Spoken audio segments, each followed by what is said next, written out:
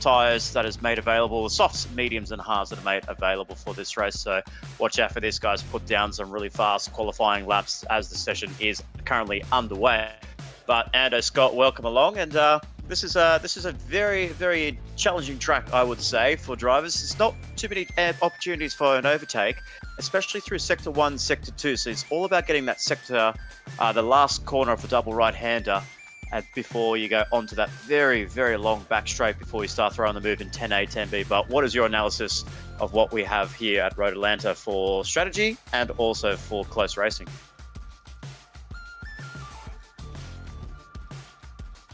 Oh, looks like we don't have Andrew Scott right with us at the minute. I'm sure he will be back. Here, guys.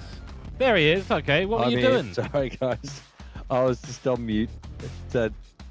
Thanks, Nick, and g'day, George. G'day, viewers. And yeah, I'm looking forward to this one. I think you're right there, Nick. Not many chances to overtake, but I really love this track, and I'm really looking forward to the race today. It looks like we'll have some different strategies on play, and some penalties will abound. And I do apologise, but I'm hearing some feedback coming through my headphones, so I'm a bit confused. I've got all sorts of stuff happening here. But yeah, I'm really looking forward to this race today, guys. All good. Andrew, just double check your the stream that you're watching is muted. That'll be the key thing that'll be happening. And let's continue. So, Player One Sim Gear, of course, sponsoring the championship, GT3 championship here at MotorMotion, proudly sponsoring since 2023. P1simgear.com.au, and we actually have a cool little advert here. We're going to run for you guys, so we'll be right back in a moment's time.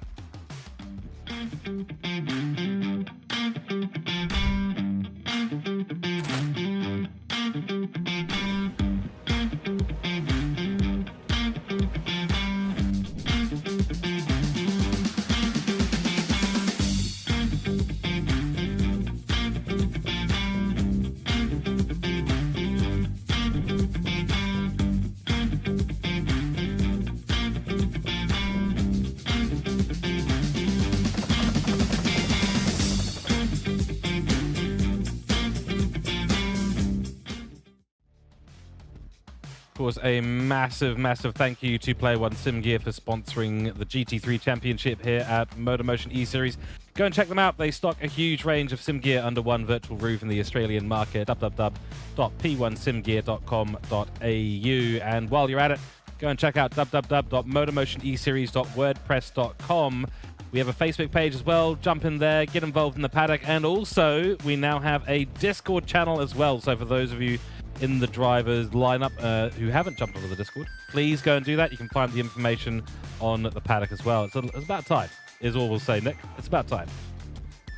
Absolutely. I mean, we're living in 2024, but MotorMotion is living in 2020 at the moment. So, I mean, we've got all that stuff, and yeah, it's great to see the virtual world come to the Discord finally, where you'll find all of the information. You'll find all the early access for when it comes to the race event, especially here for round 5, halfway through the season, George, and run us through for what we have installed tonight as we are halfway into the season. That's right. So this race, then 5 more to complete a 10-round season all the way into December. Length today, of course, of the race, 50 minutes as usual. Afternoon is the time of day, and all racing tyres will be permitted this time, but soft racing tyres are going to be the mandatory for this round. That means you're going to have to do at least one shorter stint and then figure out if you're going to end up on the medium tyre or the hard tyre. Suspect that we'll be seeing a lot of medium runners today, but we will talk more strategy in a few moments' time. Tuning, of course, prohibited, and drivers will be allowed, though, of course, to adjust their brake bias. Let's talk a little bit about Road Atlanta, because this is a great circuit. Turn 1. Interesting. Got to watch the outside line there. Don't run too wide, because you have to dodge back over to the right side and then straight into that really tricky braking zone into turns 2 and then through the S's and up into that beautiful back section. We got the long straight from turn 7 to turn 10 to split up into 10A and 10B into the chicane. It's a great track. I really enjoy racing here, so I'm keen to see what the GT3 guys are going to do today. Yeah, absolutely. So through to turn 1, a really fast opportunity, a really fast sweeping corner as you are, and it's very tricky as well. It's just one little miscalculation on the braking, or you just run a little bit wide, there is a tyre barrier that sticks out on the grass there. As soon as that car goes onto the grass, it is goodbye, good night, and that's the race over. But especially through the section of the corners here, as we were saying earlier with Ando, it is very tricky to do some overtaking around here. So you're pretty much setting yourself up from turn 1 all the way up towards turn 6, even maybe a little cheeky lunge into turn 7, where if you carry some good momentum through 6 into 7, you might open up an opportunity to get a good run through towards the back straight. But the best opportunity will be on the exit of turn 7 in that slipstream, plucking through the gears all the way up to probably hitting at about 200 and 250 plus kilometers depending on the wind direction. But we're going to be seeing some very close racing here, and definitely a lot of strategies that's going to be thrown up as well with the soft tyre as the mandatory. As George said, we could be seeing a couple of runners running on the medium tyres. We could be seeing a soft stint.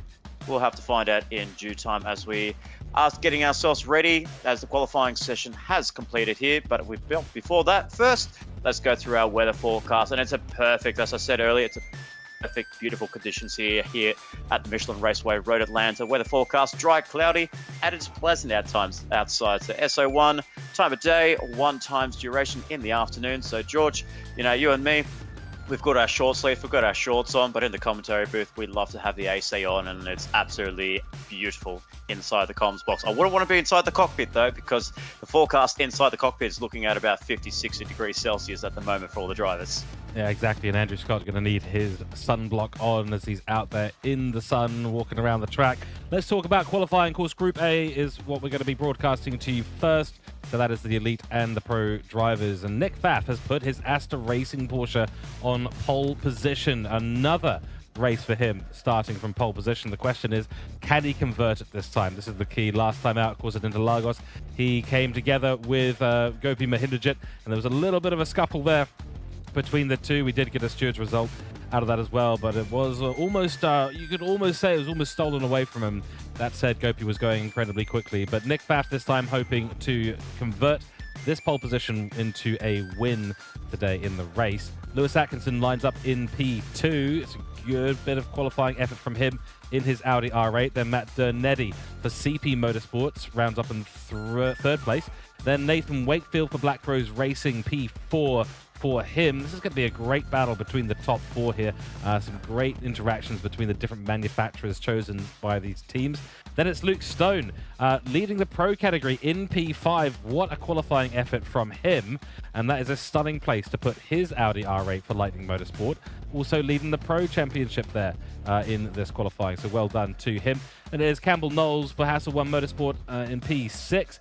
Jeremy Crow in P7 for Black Rose Racing, the second a pro lining up on the grid. And then we've got Matt McCullum, Glenn Mead, Mick Hill, Dean van der Zandt, Chris Duncan, and Drew Griffin rounding out the grid today. Gentlemen, this is going to be an exciting race. Let's get a couple of hot takes based on this qualifying order here before we jump into the race.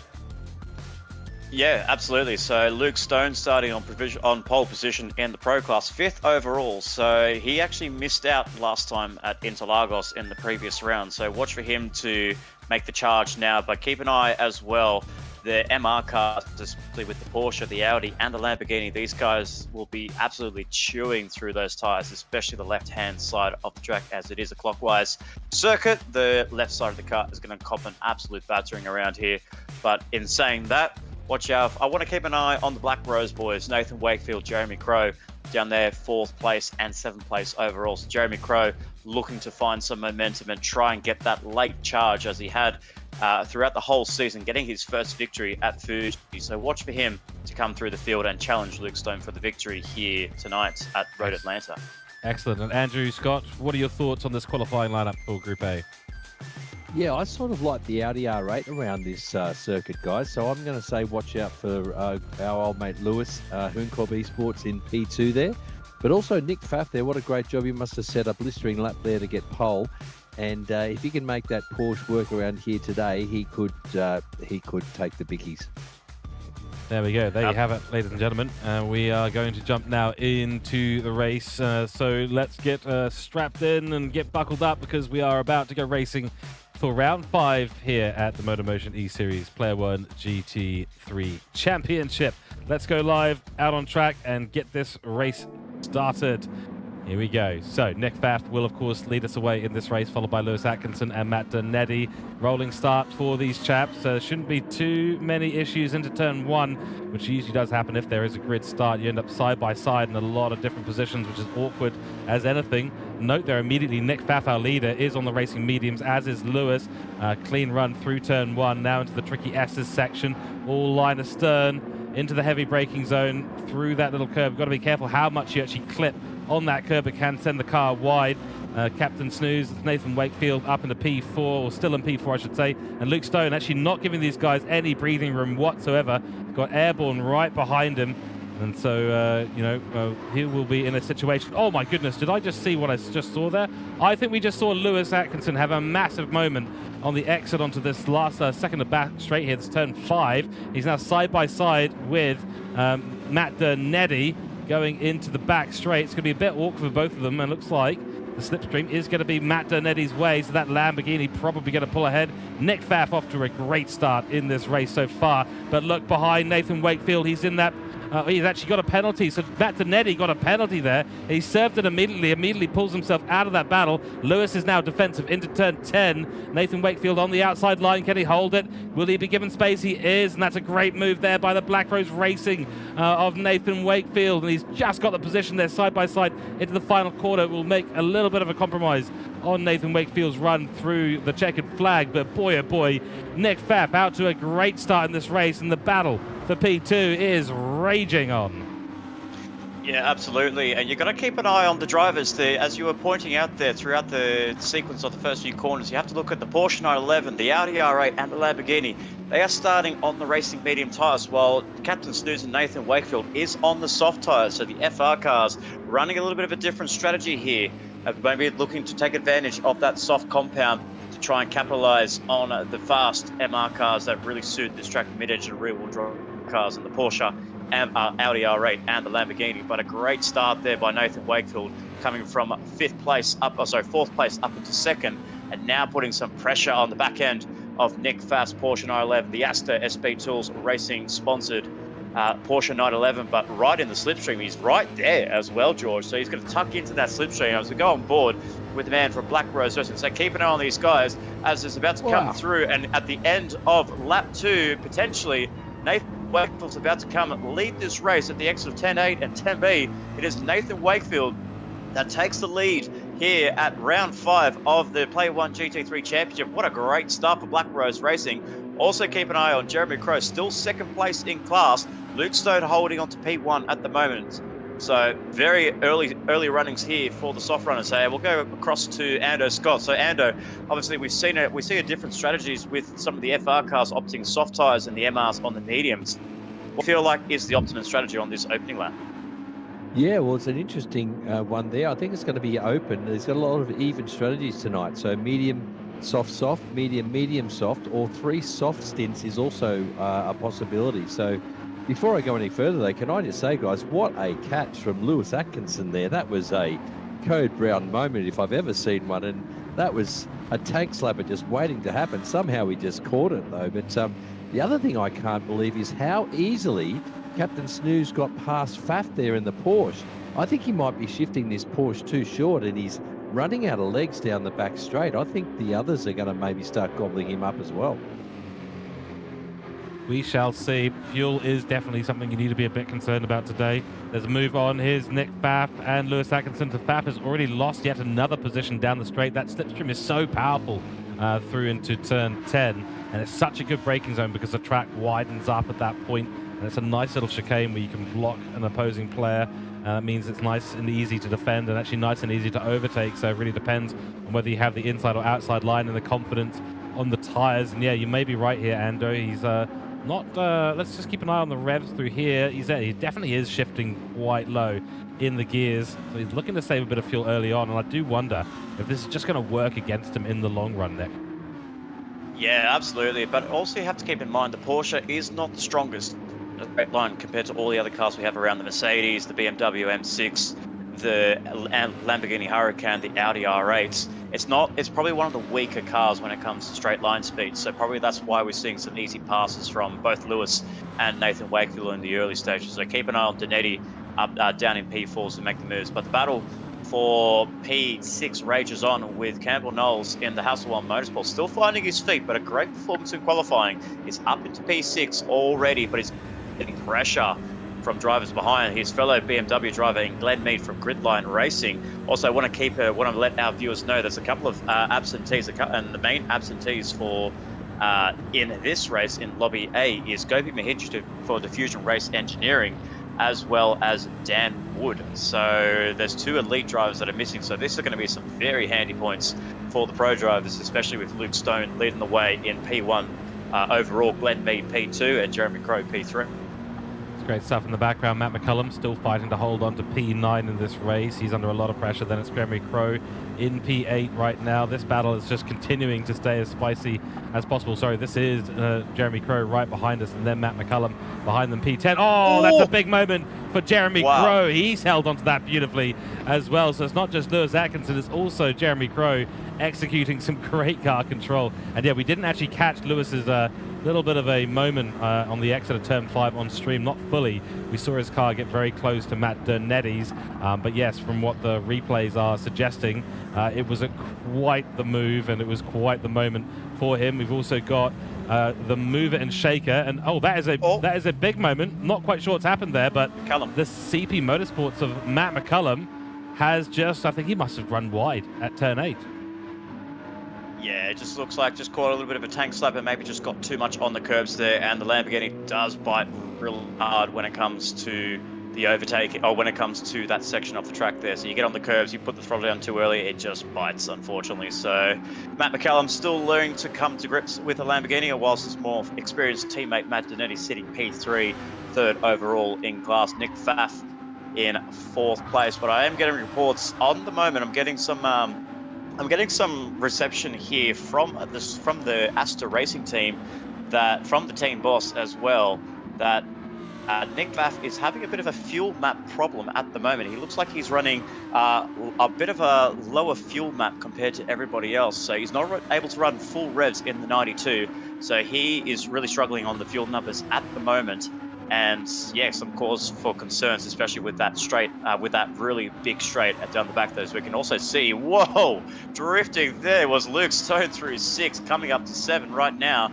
But now watch him to overtake Nick Pfaff. But there are some fuel concerns in the Asta Racing Porsche 911 at this current stage. So it's not a strategy call from Asta Racing, it is a problem. So Nick Pfaff is in trouble with that, because all of these cars can, of course, rev, or all the other cars out on track, I should say, can rev out to fuel full. Looks like he's just actually, it doesn't look too bad. Maybe it's just a problem with fuel map 2 or something like that. Sometimes the GT7 can lock you into certain settings and be a little bit unforgiving with that. I have run entire races on TC3 because I didn't notice that it actually changed it from TC0. Luke Stone looking racy into turn 1, does decide to back out of it, doesn't really want to get involved in this too much. That's the smart move right now. He's leading pro category in this race, and he's got a decent margin over the back of the pro field, so he is in a good spot right now. Bruce the Shark Glenn Mead has managed to make his way past Campbell Knowles and moves up to P6 and begins his charge after the pro category leader in Luke Stone.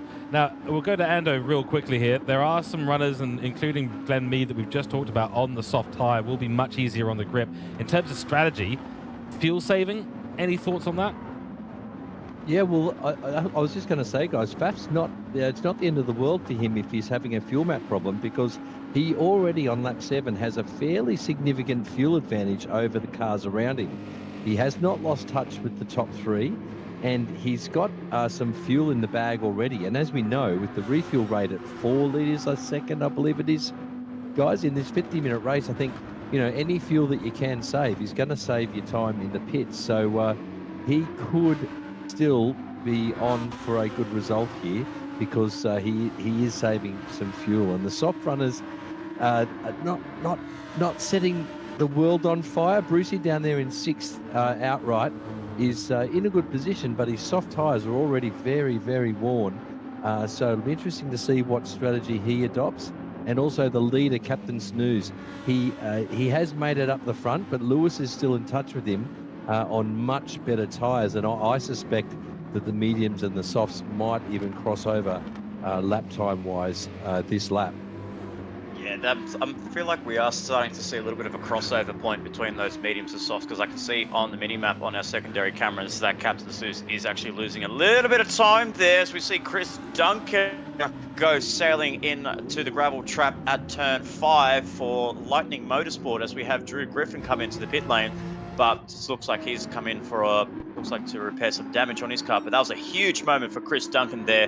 One of the star performers last time out at Interlagos, getting P4 overall. But unfortunately, this race is one to forget for Chris Duncan now, especially with that spin on the caddy and the cat litter down at turns 5 and 6, as we have Matt McCallum on the charge on Dean Vanderzetter, his fellow pro class driver for Hoon Corp Esports, down the inside. A very textbook move there through 10A, and then coming across to 10B up to the rise of a hill to complete lap 8 and start lap 9. But I think you're right on the money there, Ando, when it comes to strategy, is that, you know, Faf, yes, he's a little bit slower at this current stage, but if he's still able to maintain that P4, P5 within these early stages as the soft tyre runners are about to come into the pit lane, you know, it can benefit him, because you have to think about it as well. If these guys are going to go for potentially for a 2-stopper, would Nick Pfaff, with these fuel issues, could he potentially go for a 1-stopper? Yeah, he absolutely could, but he could also decide to just go a bit longer on the mediums and then do 2 short soft stints at the end, and hopefully they might have fixed up. They might be able to fix up that fuel map issue during his first pit stop, so we can let the car out a bit. But yeah, he's keeping touch with the top 3 here, so he's really looking good on fuel and tyres. Here we go, as we are on board with Dean van der Zaan. He's just picked up a 0.5 second penalty for track limits. He does serve that now. That releases Matt McCullum to continue to hold on to P10. Moving further up the field, McHill is in P9 right now. He's trying to charge back. Fastest lap for him, a 1:18.7, which is actually quite good pace, but those previous laps have been rather worse, and these soft tyres of his are just looking completely dead. So the soft tyre runners, I expect to see more of them in the next couple of laps, because running softs at that condition at a track like this, where your mechanical grip usage is relatively high, especially through this section here, into 3, through 4, 5, 6. This S section really does brutalize the tyres, because you're forcing the car to open up each of these corners. Otherwise, you run too wide somewhere, and suddenly you're finding yourself in the shadow realm, especially here at turn 5, which we've seen Chris Duncan do a little while ago. In front, Jeremy Crow now battling with the, I believe, elite level driver in front of him, Campbell Knowles for Hasselblad Motorsport, under a bit of pressure right now, Nick. Yeah, absolutely. I feel like Campbell Knowles is on the soft tyres and Jeremy Crow is on those mediums, so he's tucking underneath the rear wing of Campbell Knowles. Actually, so it looks like he's just struggling overall pace here at the moment, as we have Jeremy Crow going to go for an outside move, go through to 10A, 10B. What happens to Campbell Knowles? Does he defend a position? No, he doesn't. He actually concedes there. So very tentative, very smart strategy there for Campbell Knowles to actually concede that position, because he knows he's not in that battle. He knows he's not really up to the pace at the moment. He did debut only a couple of rounds ago, but it's still a little bit of a tentative moment for Campbell Knowles at this current in this Player One GT3 Championship. As the moment, as we see Nathan Wakefield in the pit lane, getting rid of those soft tyres, serving his first stop at the end of 10 laps. That's the distance that it can go, almost a full tank on that car as well. So most likely, I feel like he's going to be getting himself onto the mediums at the end of this pit sequence. It's a very long pit transit and pit exit as well, as he's come out of the pit lane. No, he's on another set of soft tyres here, George. Oh no, there we go. There's a little bit of a flip. Yeah, almost gave me a heart attack moment there, thinking that the softs was going to be on the agenda for Black Rose Racing, but it is a set of mediums. Lewis Atkinson now takes the lead of this event here for round 5, with Matt Donetti right behind. Luke Stone doing an excellent job in the pro class category in P5, and Nick Pfaff still struggling with a couple of gremlins in the fuel mapping in P4. Glenn Mead running in P5, Jeremy Crow P6. So that's our top 3 definitely in each class occupying the top 6 in the leaderboard. But I just want to go back to a couple of points here as well, George. Campbell Knowles running down 4th overall in class as well, especially with Mick Hill as well, 4th overall. The Hassel 1 boys just doesn't look like they've got the pace at this early stage, not like where we usually see them in the early where we've seen them pretty high up in these early stages of the race in the past few rounds.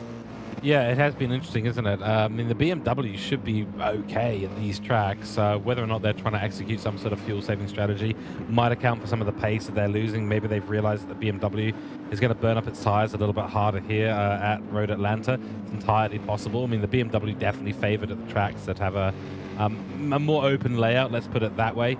But there's a plenty long straight here as well, so I'm surprised the BMW isn't really pulling its weight at the moment. We may see this all change. We're only 15 minutes into the race. We've still got 35 minutes to go in this race. But you know, when you're losing positions out there, or not running where you think you should be, it's certainly not ideal. But yeah, both of them running line astern.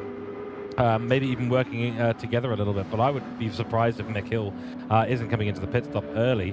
So that is only 15 minutes through. 15 minutes for a pair of softs. And Andrew Scott, give us an idea of what that means for strategies. With regards to the mediums, what are we going to see? 20, 25 minutes, maybe 30 minutes out of it if you look after them? Yeah, obviously you want to try and softs are mandatory. So if you're going to pull off the one stop, you've got 2 problems. You're going to have to get at least 19, maybe 20 laps out of a tank of fuel. And you're also going to have to get, you know, that 20 laps out of the set of mediums. I'm not sure we'll see too many people trying the one stop today, but there will definitely be various different combinations of tyres. And, you know, I think if Mick Hill, he stayed out for one more lap here. So he can do 13, 12, something like that, three soft stints. His lap times haven't dropped away too badly, but I've got to tell you guys, maybe the medium is the new soft. We've all heard that, haven't we, so far since a couple of updates ago? But the medium looks to be, it could be the better race tyre these days. Yeah, absolutely. And I also want to keep an eye as well. Mick Hill is right on the back of his teammate, but even though he's not really setting the world alight with some lap times, he's keeping that consistency though. So his fastest was an 18.7, then the next lap 18.9, 19.3, 19.2, 19.1. He's losing a bit of time, yes, but he's actually sticking to the back of his teammate, his faster teammate in the elite class. So if he actually stays back for one more lap, potentially he might be able to save himself a pit stop. But actually saying that, he now pulls into the pit lane, and very surprising as well, he's able to keep up with his teammates. So but the question beckons here, gentlemen, is that with Ebba coming into in Campbell Knowles coming into the field late, and his more experienced teammate in Mick Hill in the picture of the Pro Championship, I wonder if it could have been the roles reversed. Maybe it could have been Campbell Knowles in Pro and maybe throw Mick Hill into Elite, because Mick Hill has been putting on some solid performances as of late in this MotorMotion E-Series GT3 Championship.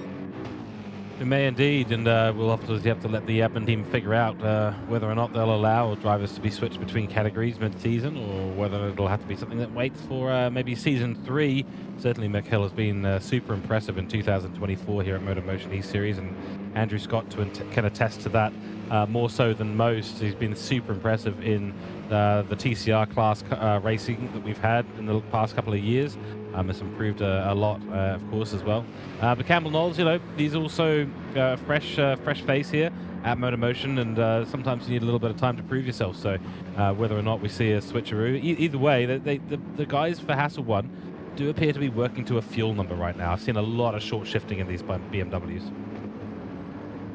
Yeah, absolutely. And so we'll keep an eye on what goes there as Jeremy Crow now pulls into the pit lane. This is a very early call here, George. Jeremy Crow in the pit lane, good tyres, 30% of fuel, not even 20 minutes into this stint. I doubt he's going to throw on some soft tyres. We'll wait and see what happens there. Matt McCallum as well into the pit lane. And I know you're in pits at the moment. You see these couple of drivers coming in, Jeremy Crow, Matt McCallum. Is it too early to change onto these tyres? Yeah, well, I'm just at Black Rose Racing now, and I've seen the mediums come off Birdman's car, and they looked absolutely fine. They looked like they had a fair bit of life left in them. So early call here by Birdman. Looks like he might have gone back onto another set of mediums. So they might be racing to a number here, and they know how many laps they'll get out of softs at the end. So he might be about to do 14, 14, and then 8 or 9 flyers on softs at the end.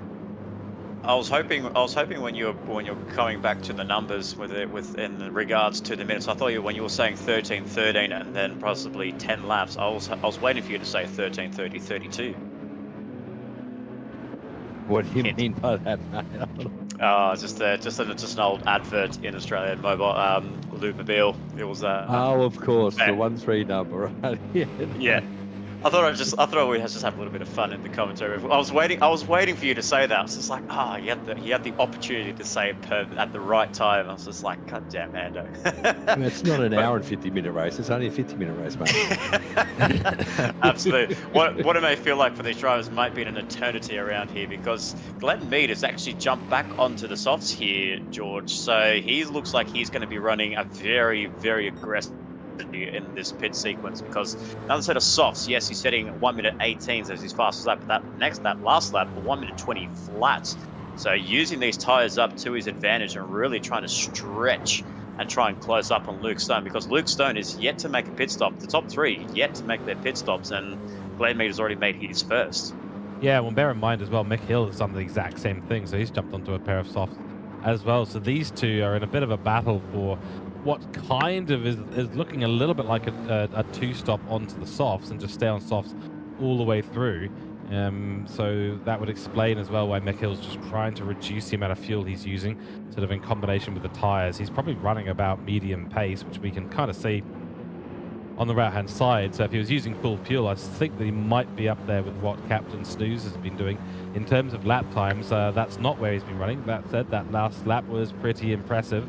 Wants to make a position here on Glenn Mead, take that second place in pro category out of his hands over the overall race. But yeah, I think this is going to be an interesting one, because we've got a number of people on a one-stop, either starting softs and then going mediums, and a number of people on mediums going to the softs later on. Fuel will be the big concern here, especially, well, these double stoppers, not so much, but the guys who are doing the one-stop going to have to manage their fuel really, really carefully. Yeah, absolutely, and I feel like the top three are doing a really good job if they are staying out. So actually, well, you've got to think about the first man that has come into the pit lane is Captain Snooze and Nathan Wakefield, but watch out for the others coming into the pit lane as we go through the field. Well, let's keep an eye on what the fuel numbers are like at the moment. So Nick Pfaff so far looking the best with fuel. HC Lewis and Lewis Atkinson about 25%, less than 25% now, but his rears are absolutely nearly on the red at the moment. That's the nature of the MR cars, the mid-engine cars, as well as the Lamborghini in the hands of Matt Dernetti in second place, Luke Stone in third. Probably the same story as well. So all the MR cars are really cooking their rear lefts at the moment, but both down on the fuel numbers, less than 25% here, while we have Nick Pfaff here.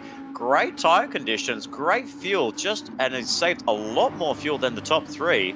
And looking at the gaps at the moment, I can see Lewis is a little by approaching turn 6 right now. And we have Nick Pfaff coming through the S's.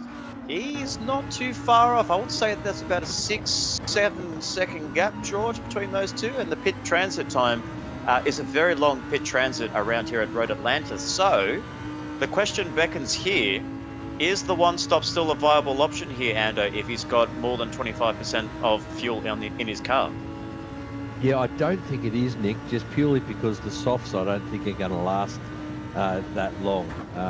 Even if he runs out these mediums and the full tank here, I don't think he can get any more than about 11 laps, useful laps out of the softs. So I think they'll all just do something like 18 or 19 laps and then 8 or 9 lap stints on softs to finish off the race. But yep, as Lewis goes into the pits now, and it looks like he's got about that 6-second advantage over Pfaff, but Pfaff's got about a 6-second advantage in refueling. So these pit stops are going to be really, really interesting, guys. Let's keep an eye on this and see how it washes out. I think the lead of the race could possibly change.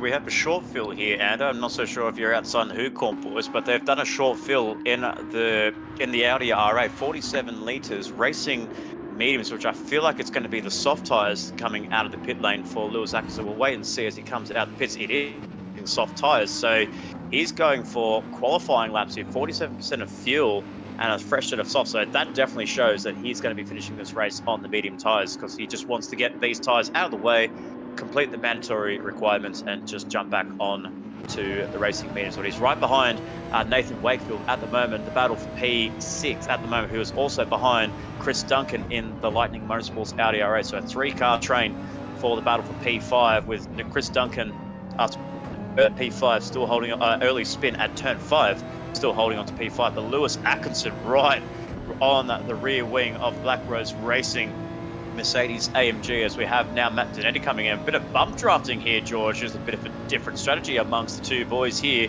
that's fighting up at the pointy end of this race. Oh, I think it was maybe just because it was such a close run through that final corner before the straight. There's not really much that you can get out of the slipstream if you end up in a situation like that. So you need to kind of just push your competitor along, wait for that side draft. This is mighty racing between the two. Lewis is super keen to make this move happen. He wants that clean air in front of him. We have seen Warpig that is into the pits now for Black Rose Racing. Soft tyres. We're on Matt Donetti. He'll come out of the pits just behind these guys as well. You can see they're just off in the distance now. So this is going to be a good bit of racing between these two. This is technically for the race lead right now. Nick Pfaff still has yet to come into the pits. We expect that in a few laps' time. I think Nick Pfaff is trying to get himself to 35 minutes or so.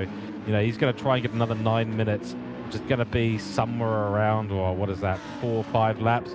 He needs 4 or 5 more laps with what he's got, the resources he's got on board.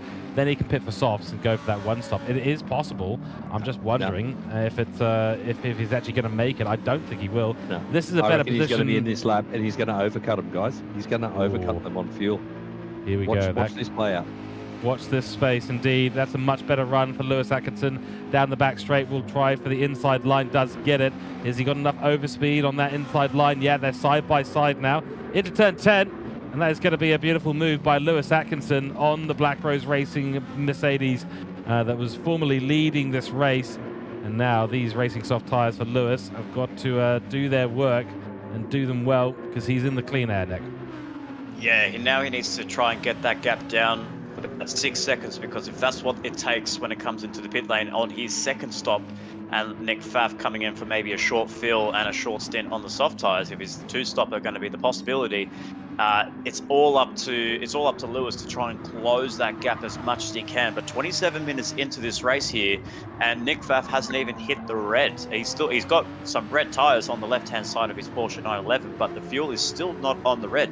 So he's looking to try and maybe go for potentially a lap here.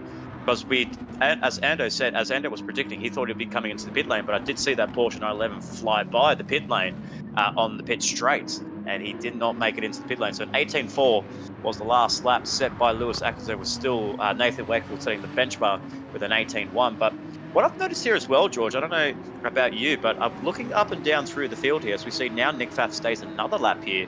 The medium tyres, as Ando called it a few moments ago, medium tyres are the new soft tyres, because they're matching each other pace-wise. Yes, an 18.1 on the soft set by Nathan Wakefield, an 18.4 set by Lewis Atkinson. We're going to see what Matt Donetti does. He's very fast when it comes to putting on a fresh set of soft tyres and some fresh rubber. 18 flat. Now Lewis sets to 17.9, but the delta, looking at it, is only about, I don't know, 0.8 to 0.9 loss. Is it just because of the nature of the track, whereas the short lap time here, we're setting ourselves nearly an a 77-second lap time. So the nature of the track here and the short lap times kind of evens out that racing medium and the racing soft, that potentially, that yes, the racing mediums are the favored tire towards the end there, but the racing softs don't really give you that much of an advantage, especially when you are finishing the race. Yeah, I think it comes down to what Andrew was saying previously, that the crossover at a circuit like this, where the tire wear is quite high, is much quicker. It's the threshold between the two tires evolves much quicker than it has done at previous tracks. Defensive move from Nathan Wakefield. Just going to try and hold that line. Blocks Captain Matt Donetti, but to no avail, because that is the fastest sector 2 by Matt Donetti. He's on a charge right now. Will cost him a little bit of lap time with this overtake. as he takes that sort of shallower line into the turn 10, turn 11 area. Let's keep an eye on what this lap time is, but I get the feeling it's a combination of things. I think you're right, it's a shorter lap, so a smaller delta between the tyres, but also the tyre life. And the tyres, just the softs, just drop off so quickly. They do, absolutely. So these guys are setting their qualifying laps here. Qualifying was a 17.4 by Nick Pfaff in the Porsche 911. So he's done a really good job to get that lap time in. But I feel like these guys are running to a number. I don't think they're running to a number, George. I think they just want to go hard at it. They just want to set qualify lap after qualify lap, because if they're seeing Nick Pfaff staying out pit lane, it's about them pushing to the absolute limit, pushing the Audi R8, pushing the Lamborghini Huracan to try and catch up to Nick Pfaff, who's now in the red here. The tyres are almost about to explode here, George. 30 minutes into the race, 20 minutes to go until the end of this race. Surely he's not going to go for one more lap. If he goes for one more lap, that'll be an outstanding job for Nick Pfaff. Let's keep an eye on the 92. What does he do? Does he stay left? Does he stay right? Does he get a little bit of a tank slapper? It is one more lap here. So past 30 minutes, 30 and a half minutes down into this session, he's going to go for one more lap here. And Scott, I don't know if there's been a communication problem between the Astor boys and Nick Pfaff, but have they been calling him into the pit lane? Because they've called his teammate in Drew Griffin. This is his second pit stop, but Nick Pfaff, I don't know if he's getting any radio response, any radio comms from his team. Yeah, I think I'm going to have to fall on my sword here, guys. I think you're absolutely right there, George. He is going for a one-stopper. So let's see how that plays out. We all know the pit stop around here, it is fairly long. It's about 25 seconds. So he's got a massive advantage there if he can make the one-stopper work. The only problem is he's got HC Lewis behind him in the 17s. My God, that guy is flying. But yeah, he's going to have to be, because it looks like Nick Pfaff, who's in clear air, low fuel, still making the mediums circulate fairly nicely in the 19s. He's going to have to now do 13, maybe 14 laps on softs to finish it off. Let's see if he can do it. This is going to be a rough call. I mean, I'm not going to say that I knew what he was doing, but it seemed like that's what he was attempting.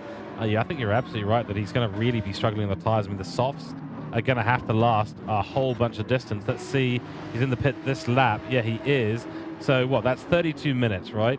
That's 18 minutes. We saw that the softs were really kind of dead at sort of 13, 14, 15 minutes of usage. So he's going to be beyond that time. So he's going to have to look after those soft tires like crazy. But as you said, and as Lewis takes the lead of this race away from Nick Pfaff, well, 17.8 is the benchmark. It is incredibly quick. Yes, the tires are looking bad. Yes, he will have to come in for another pit stop.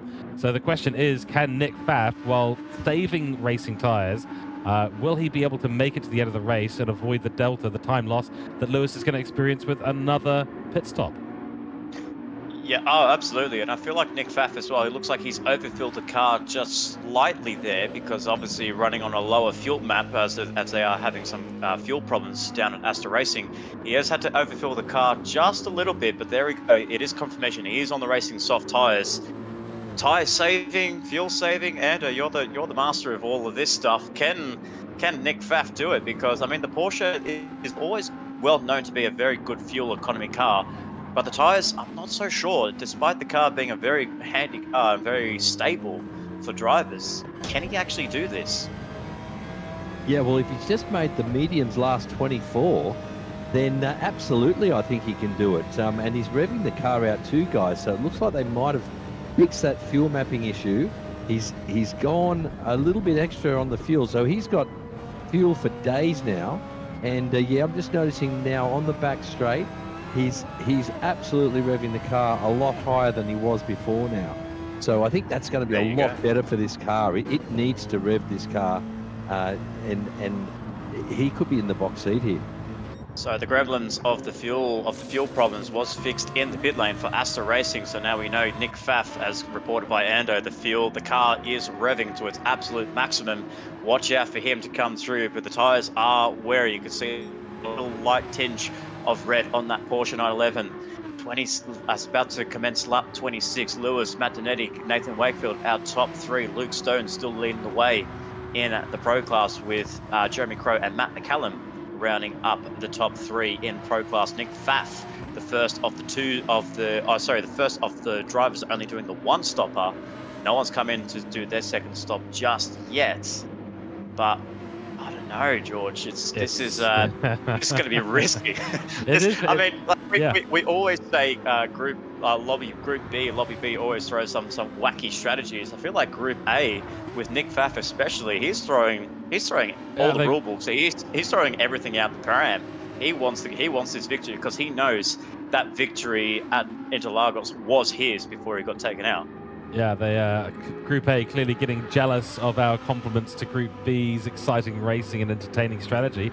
Today we're seeing a different strategy from nearly every single Group A driver, which is fantastic to see. Often does occur at Road Atlanta because people do navigate this track very differently. Some don't really have any option other than to, go full send and really use the tires. Some of those that know this track a little bit better know there's a few tricks to making the tires last a little bit longer. Guessing one of those is going to be Nick Pfaff. That's a very good lap time there, an 18 flat, and saving a little bit of tires as he's doing it too. So nice work there by him. But yeah, I think there's a little bit of jealousy going on here between Group A and Group B. I don't think Group A likes to be told that they're the less interesting racing. Fantastic stuff we've seen from all the competitors so far today. Just quickly at the back of the grid, of course, it is Drew Griffin and then Lewis Atkinson at the top, who's going to need to come into the pits in relatively short order here. Donetti's not let him go. Nathan Whitfield has dropped slightly off the back of these two. But then there's Luke Stone leading pro category. Yeah, credit to Luke Stone. He did miss Interlagos on the previous round, but he still had he was still in that championship fight despite missing that round. So if he picks up the victory here today, not only will he get points in the pro standings, he'll actually gain points on the elite drivers as well. So we have to keep in mind for our viewers that don't know or that are new to the Player One Sim Gear GT3 Championship, that if a driver in pro class places higher than the elite drivers, they get bonus points next to the name, as well as teams that are inside that top 10. Two drivers inside the top 10, they get bonus points for the team's championship as well. So lots of bonus points being thrown out, and for Luke Stone to sit 4th overall, that's going to be some handy points for his championship quest over the likes of Jeremy Crow and Mick Hill and Glenn Mead in this very close championship fight in the pro standings. We are coming up to a critical part of this race because the top 4 are going to need to be in the pits at some point soon. I have to admit, Matt Donetti's tyre is not too bad, but fuel is the issue. All of these guys. Matt Donetti's actually had a problem. He's fallen behind Nathan Wakefield in this race. Jeremy Crow out of the pits on the racing soft tyres, 57 litres in the car to finish this race, coming up to 38 minutes through. And that's going to be great for Nathan Wakefield to have track position right now. Lewis has not been let go at all. And look at that rear tyre. He's nearly got him popped it. Are we seeing a maybe a repeat of Fuji? Because we saw him pop a tyre there, and it was very, very awkward. Bear in mind, Nathan Wakefield's been on the medium tyre through this, but he didn't fuel up enough to go to the end. So maybe he's just feeling a little bit more comfortable on the medium. Andrew Scott, Luke Stone, the pro driver, who will be in at some point soon, is now leading the race. The top 3 in Elite are in the pits. What are they going to be doing? What can you see from down there in the pit lane? Yeah, they're all having to refuel as we see Nick Pfaff come through the final corner now. I think he's going to inherit the lead, guys. I think he has pulled off a masterstroke here, and it's going to be a game of catch me if you can, rabbit and the hare, or hare and the tortoise. Like they're going to have to go get him now. Wow. These runners behind. So game on. Look at the margins here, Nick. Look at the margins. Yeah. I mean, he's miles ahead of them. Yeah, you got to remember as well, at the start of the race, we're predicting 7-8 seconds between Nick Pfaff and Lewis Atkinson, who was the leader of the race in that first pit stop. He's pulled at least the same margin, I would say. And the drivers as well, Lewis, they've got the freshest rubber compared to Nick Pfaff, who's sitting P2 at the moment, but leading the elite class. My goodness, strap yourselves in, ladies and gentlemen. With about 11 minutes to go to the end of this race and plenty of racing laps to go, the question is, can Lewis Atkinson, can Donetti, can Nathan Wakefield catch the one stopper in Nick Pfaff? As we now finally see Luke Stone in the pit lane, this is going to be exciting. What a massive race we have ahead of us, and the critical question has been answered. Will Nick Pfaff be able to execute the one-stopper? At the moment, he is on to do so. Just comes through the checkered flag line, and of course he will be ahead of Luke Stone as well. He'll fall back likely into P5 in this race, as we do get Lewis, Donetti and Snooze all separated by nothing out on track. Softs for Lewis, softs for Donetti, softs for Nathan Wakefield, and these three have got to work together. Well, they're not going to catch this guy. They're just not going to catch him. So Andrew Scott, I mean, his racing softs, Nick Pfaff's racing softs are looking pretty marginal, but the fuel numbers are great. Yeah, he has now got the fuel advantage over his competitors. So he is absolutely wringing the neck out of this Porsche. The Stuttgart Express is, it's all stations. It's on its way. He's enjoyed the clearer air over his opponents because of their pit strategies. They came out in traffic a couple of times there, whereas Nick Pfaff's been able to enjoy clear air. And you know what? His tyres, although they're more worn, they're even front to back. He's managing that tyre wear to perfection, and he's just done an 18.2. His best is a 17.9. So he's absolutely flying. And I don't know what this gap looks like to be. Oh, what? It's still over 10 seconds. And there's less than 8 laps to go. Well, we can see there Nick Pfaff is about to approach turn 1 right now. Lewis Atkinson exiting turn 12. So you're looking at roughly about an 8-second gap between Nick Pfaff and Lewis Atkinson. Matt Donetti and Captain Wakefield, Captain Snooze in Nathan Wakefield, almost got the two names mixed up there. Captain Wakefield, that'll be an absolutely fantastic name for old Wake in P4. But no, he's hanging in there very nicely. But I want to ask you this, Ando. You've got Lewis, you've got Donetti, you've got Nathan Wakefield all charging to try and close up to Nick Pfaff. Is there going to be a point in time where they're going to hold each other up and they're just going to battle it out for P2? Because Lewis losing a bit of time through turn 5 and turn 6 and 7. Matt Donetti's closed up really quickly. Captain Snooze right behind there in P4. Can they work? Will they work together? That's the big question. Yeah, look, there's no denying. Look, they're matching Pfaff's times now. They're not actually beating them. So Nick Pfaff's holding his own perfectly. And you can't help but think that Lewis, with someone of Donetti's caliber behind him, filling his mirrors, that must be distracting. I don't know about you guys, but it would be for me. So you can't just pin your ears back and concentrate on nailing every corner, every apex, and doing those 17s as they come across the line. And what's he done there? Lewis has done an 18.7 on that last lap. Matt Donetti down in P3 looks like he's matched at 18.1 on. So I think he's closed up on Lewis. Yeah, racing in close quarters like this, you're always watching your mirrors somewhat, and Lewis is going to have to get the lead out if he's going to chase down Nick Pfaff, who's done an 18.7 himself, I think, last lap. Last lap, 18.3. Yeah, I mean, this is really impressive, right? The Porsche does have some pretty good tools at its disposal to handle this stuff, but this is Nick Pfaff, masterclass today. Tyre wear's looking, great considering he's been on these on this strategy for around 8 minutes already. Then in terms of the fuel, he's safe, and with the chaps behind not matching him pace-wise, I mean, they need to be doing 17s every lap now. Yeah, I mean, absolutely. Look at that consistency from Nick Pfaff. 18.2, 18.2, 18.1, 18.3 as he comes across for an 18.4. So this is where, if he's going to win this race today, this is where he's done it with this last stint. He's just come out in clear air, pinned his ears back, and he's just put in some really nice, clean, consistent and fast laps.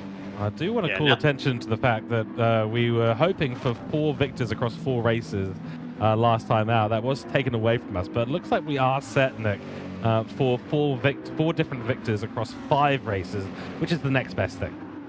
Absolutely, and it just shows the class that we have in the elite category. I mean, Nick Pfaff, wasn't really ever a contender in the first few rounds, but when he was right on the ball to take his first victory last round at Interlagos, an unfortunate incident between himself and Gopi Mahindrajit, catching themselves with an incident there. I'm sorry to get myself distracted, but am I seeing this right? Luke Stone, Pro Class, 17.7 as the fastest lap of the race.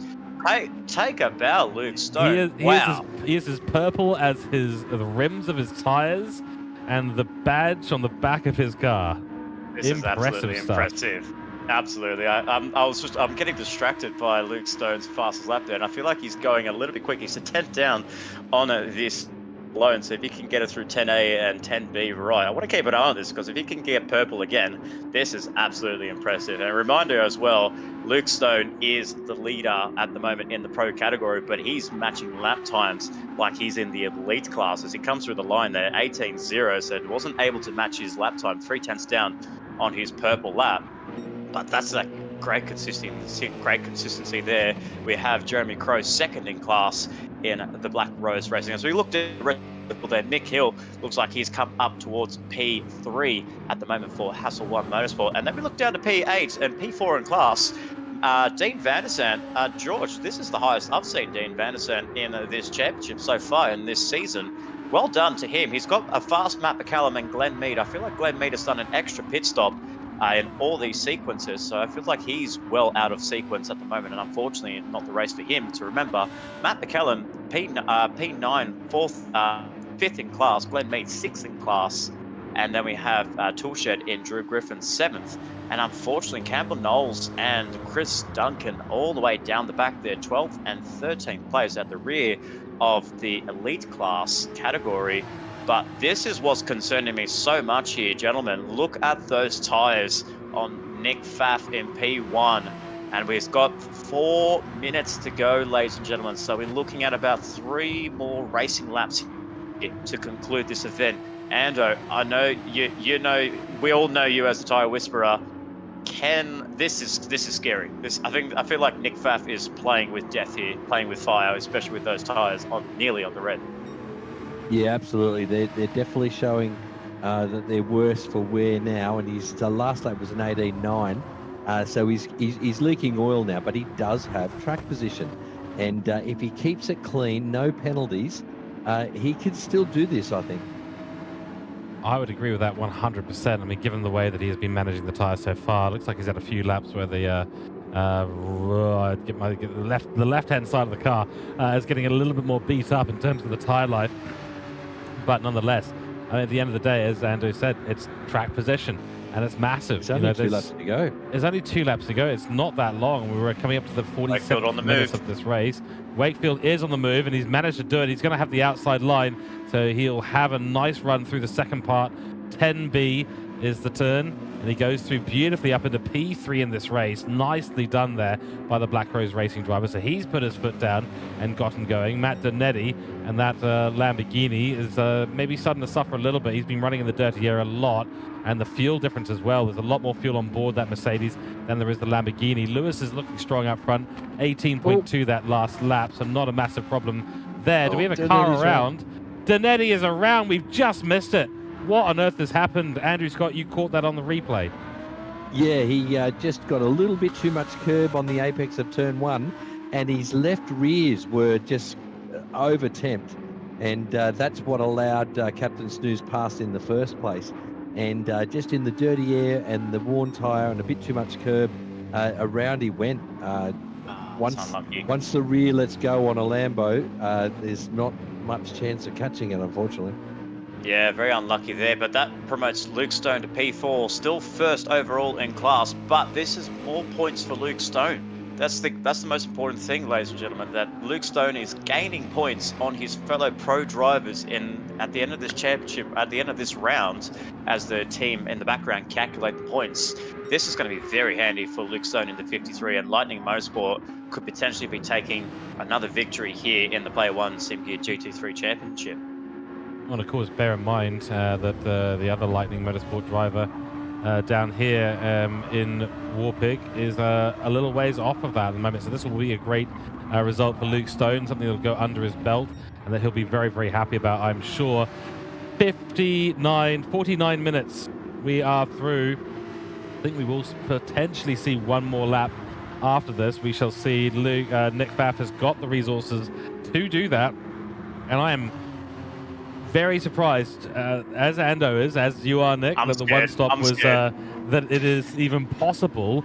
But it seemed like that's what he was aiming for. He's managed to execute it beautifully, and that stint on the mediums, I mean, the fuel saving has actually come back to, well, not fuel saving, the accidental fuel map setting has come back to really help him in this race. But the tire wear has just been extreme at Road Atlanta, and he has managed this beautifully. If there is one more lap, this is getting into scary territory. He's hit the red on the fuel. Now the tires are well in the red. We've just seen someone go for a bit of a spin somewhere else as well. That is airborne. It's the 38, Campbell Knowles, having a disaster at turn 1. Not ideal for him, and Nick Pfaff will come around across the line for the final, second to last time for the penultimate lap. Still a yellow flag on track that has been moved now. Lewis Atkinson still in P2. Hot on his heels is Nathan Wakefield, which, by the way, Nick, I like that. Captain Wakefield. I reckon it's Nathan Snooze.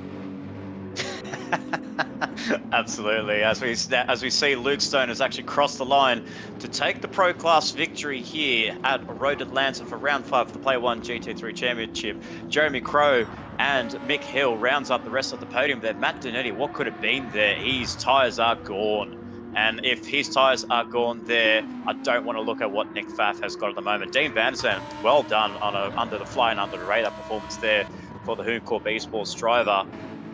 Callum, as well as the rest of the field there. Those tyres are absolutely cooked here, and if you can get through this last sector of the track here, you can see the cars coming through. There's Lewis Atkinson in the background, as well as Captain His Wakefield. tyres aren't looking too great either. They're not looking great at all, but coming towards 10A and 10B, he's about to hold on, ladies and gentlemen. The fuel map problems that we saw with Astor Racing has turned into the absolute masterclass strategy here, ladies and gentlemen, with Nick coming around the final quarter to take the victory for round 5 of Play 1 Sim Gear GT3 Championship. What a performance there, and that is one word to describe this one: redemption for Astor Racing and redemption for Nick Pfaff after what was a victory taken away from him on the last lap at Interlagos last round. Has redeemed it and taken victory here at Road Atlanta with Lewis Atkinson and Nathan Wakefield rounding up the podium in the elite class. Stone, Jeremy Crow, Mick Hill, as we saw them cross the line 1, 2 and 3 in the pro class. But what a drive, what a strategy, what a masterclass there that was from Astor Racing. Stunning stuff, genuinely stunning stuff. We had a word last time out for Group B at Interlagos. It was the word decisive. Today, I think absolutely appropriate that Nick has coined it as redemption there for Nick Pfaff. Great drive. I was so skeptical about that strategy. It looked like what he was going for early on. Boy, oh boy, did he execute. That is execution to perfection. Lewis Atkinson did not have a answer to that whatsoever. Let us know in chat your driver of the day. We're interested to calculate that all up, but I get the feeling we all know who that is going to go to today. That said, a couple of contenders for this. Andrew Scott, you did have a look at Lewis Atkinson's tyres at the end. He'd used about as much tyres as Nick Pfaff had over an 18-minute stint. Well, they are a consumable commodity, so I guess you got to use them up, don't you? There's no point coming back to the pits with any tyres left. So he gave it his all, Lewis, there to try and get the P1. But it looks like he was on the wrong strategy. It looks like the better strategy today was to save a bit of fuel, go long on the mediums, and pull off the one stop. Yeah. I don't think there's any doubt with my driver of the day. I'm truly impressed with Nick Pfaff's performance. So, and 747 in his name. That's got to be a good thing, right? So, yeah, I think there might be a few reach outs from me Cougar Racing for next season, maybe. The queen of the skies, absolutely. But I was going to say, just before I get to my driver of the day, if that was you in the driver's seat, Ando, would you ever attempt to do a one-stopper? Well, you know what, the Me Cougar, although I'm no longer taking part in this series, the Me Cougar supercomputers did pull out some strats, and I would have gone for 3 softs. There you go. I would have gone for 3 soft stints. So who knows whether that would have worked or not in the M6. But now hats off to Nick Pfaff for making that work, because as we saw, there wasn't much in it at the end. There was there, and that's what a sign of a good series is, where you've got various strategies coming together like they did right there on the last lap at the end of the race. So yeah, hats off to Jeff for putting together a really good series with the lobby settings too. Yeah, absolutely. So yeah, so we got 1 vote for Nick Pfaff, and yeah, I mean, I want to give 47 points next to his name, and that is 8 points clear, 8 points more than Jeremy Crow, and plenty more over Mick, 14 points more than Mick Hill in third place. So this is going to help him in this championship. After missing the last round at Interlagos, this will help him catapult himself to the pointy end of the Pro Championship. But there's no doubt, there is no doubt of who the driver of the day is. Nick Pfaff, AEST Racing, a redemption drive, a redeeming drive there after what was a solid performance in Interlagos. And what we saw, what we were concerned about with the fuel numbers and the fuel strategy and the fuel mix problems with the Porsche, fixed it up. It was like a Control-Alt-Delete, George, in the pit stop, and the car was working perfectly. So he made that strategy work, made the soft tyres last right till the end there. I think one more lap would have been a bit too much for Nick Pfaff, but what a drive. I can't fault it. It's Nick Pfaff, driver of the day for me. 100%. There we go. So it looks like chat is agreeing with us as well, and I'm going to lob my vote in for Nick Pfaff too. I think it was just a really well executed, unique strategy amongst the field. It worked out perfectly, but it took a lot of maintenance and confidence to get that car around, including the fact that he was going to be overtaken by most of the field. Qualified P1, had to essentially let everyone past. Yeah. Through that early part of the race. You know, it's not a comfortable thing to do as a racing driver, to keep your head through that situation and just focus on your strategy, knowing that it'll work out later on. That's brilliant stuff. It really takes a special bit of driving for that. I've got some Braveheart memes coming to mind right now. There we go. Hold, William Wallace, hold. He just let him pass. He didn't fight with anyone, did he? Because he knew it was critical that he didn't chew up his tyres or his fuel, otherwise his strategy would be out the window. So he just let them pass. He didn't even defend them, you know, including a pro level driver. He let past him. So, what discipline in the early stages of the race he showed as well. There we go. We've had word from Nick Pfaff as well, saying Porsche performed like a beauty. Proud of the AEST team today. Yeah, congratulations, Nick Pfaff. You absolutely deserve it. So you are absolutely our driver of the day for Group A. Let's just run through the results very quickly here. Nick Pfaff, of course, winning the race. P2 to Lewis Atkinson. P3 to Nathan Wakefield. That's your top three in the elite category. Then it's 3 pro drivers, P1, P2, P3 for them. 4, 5, 6 overall for Luke Stone, Jeremy Crow and Mick Hill, followed by P4 in the elite category in Matt Donetti, whose race really went kind of sideways at the end. P4 in the pro category to Dean van der Zaan, followed by Matt McCullum in P5. Glenn Mead is a pro category driver in 6th place, Drew Griffin in 7th. And then our 2 elite drivers who've had a day to forget, finishing right at the back of the field, 5th and 6th in the elite category. But right at the back of the field, Campbell Knowles and Chris Duncan, of course, bearing in mind Dan Wood, Kofi Mahidajit and Daniel McDonald unable to join us today out on track. On that note, let's take a look at what this means for the elite category standings. And it's still Lewis Atkinson out there with a decent lead, 163 points to his name. Of course, that P2 finish, very, very solid amount of points for him. 144 points for Nick Pfaff and AEST Racing, and P2 in the elite standings. Nathan Wakefield on 140. So it's still a really close battle between P2, 3, 4. Lewis Atkinson is got a great lead at the moment, 19 points the difference at the top. Matt Donetti, P4. Gopi Mahidajit is in P5. Campbell Knowles, P6. Chris Duncan, P7. And Dan Wood only on 20 points. What a race. Excellent stuff. Nick, take us through the pro standings, please.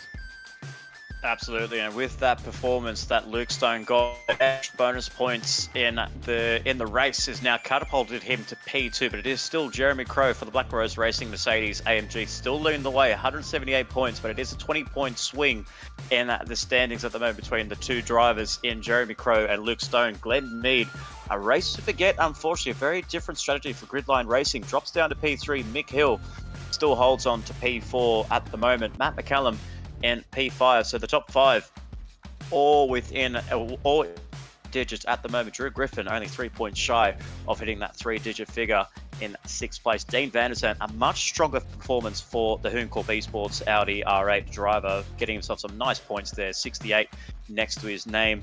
And then Daniel McDonald, as we saw, did not participate in that race, down lonely in 12th place. But Jeremy Crow still holding on to P1 at the moment, but it is heating up in the pro category. Luke Stone with that star performance there in that bonus points next to his names, and showing off his prowess, showing off his speed and prowess and strategies amongst the elite drivers. Look out for him in the second half of this championship, because him and Jeremy Crow, throw Mick Hill and Glenn Mead, and they all do similar strategies. It's going to be a spicy second half to the season. Certainly will be. Thank you very much, and thank you to the Group A drivers. Bear in mind, we are coming to you live, not delayed. This is a live broadcast here today at MotorMotion E-Series. So if you are watching, give us a like, give us a subscribe, get in chat and talk amongst yourselves and talk to us. We will answer questions as we can. But what a race we've had in Group A, and this makes me even more excited. The anticipation of Group B, where we'll see the Pro-Am and Am category drivers battle it out for their own championships, and then we'll cover the team's championship standings after that final race. So Group B coverage coming up soon. Remember to go and check us out on motormotioneseries.wordpress.com for all your news and information. Jump onto the brand new Discord and, of course, in the Facebook groups as well. We will be back after a short break. But first, a word from Player One Sim Gear, our sponsors of this event. Then we'll be on a break, and then we'll be back for Group B broadcast. Don't go anywhere, everyone. More racing coming up here on the MotorMotion channel in a few moments' time.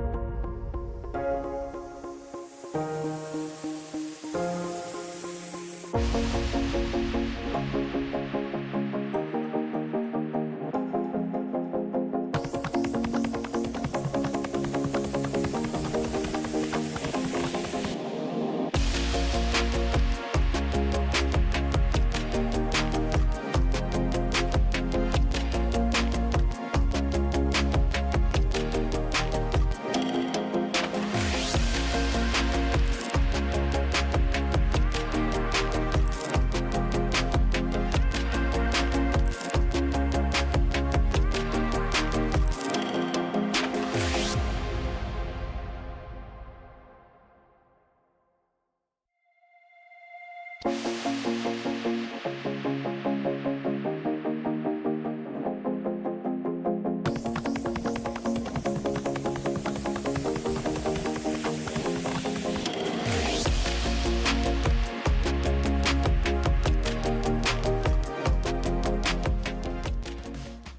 right, ladies and gentlemen, welcome back to the MotorMotion E-Series. I was about to say something completely different, but we are rested and relaxed and ready to go for Group B coverage here at the Player One Sim Gear GT3 Championship. Group A was spicy as anything, and we have now Group B. That's the Pro-Am and Am class drivers going to battle it out. Nick, we always get so excited. I say this every week, but now we've got Ando on board. So, Andrew, why don't you tell us how excited you are now for Group B action, especially given what we saw in Group A? Well, I'm mega excited, guys, because as you know, I'm a convert. Lobby B is where it's at for all the action, isn't it? But I'm going to be really interested to see if anyone chooses the optimal strategy, which we now know is the one-stop. So I'm going to be down in that pit lane, and I'll let you know as soon as I see someone on a one-stop. How's that?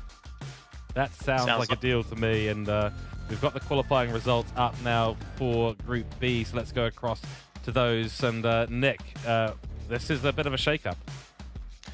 Yeah, absolute shake-up. As we're looking through the qualifying sheets there, it was Aiden Sampson that has taken a surprising pole position for the Fusion Race Engineering. But look who's down in P. Look who's in P2. Rick Atwell, Ricky Rick for Gridline Racing in the AM class, smashes the AM class division and says, "Take that." He gets pole position for AM class, but sits P2 overall. Mitch Collin for Lightning Motorsport P3. Rob Jacobs in 4th place, making it an Audi second row with Shane Adder, Jackson Dean. So the last victor last time out at Interlagos down in P6. Robert Rice for CP Motorsports down P7.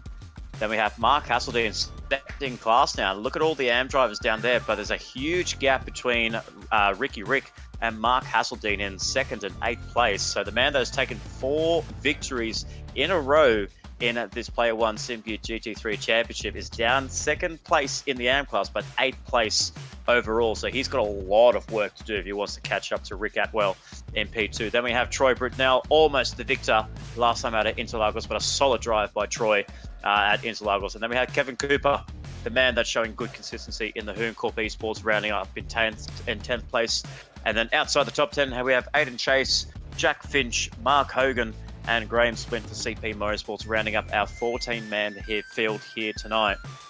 But before we get into the race here, obviously we are broadcasting live for the first time in 2024 on the MotorMotion E-Series YouTube channels. If you are liking what you see, go hit that like and subscribe to our channel. It does help us so much to bring you all of the live coverage and the delayed coverage, but we couldn't do this without the man in charge of all of this. For George Cooke, it was his birthday on the 16th of November 2024. So we want to, on behalf of the commentary team and Ando in the pit lane, as well as the MotorMotion E-Series series admin, we do wish you a very happy birthday, belated happy birthday, and we hope you had a really, really fun weekend. And, you know, now we are up to Group B, which is your favorite, my favorite, Ando's favorite.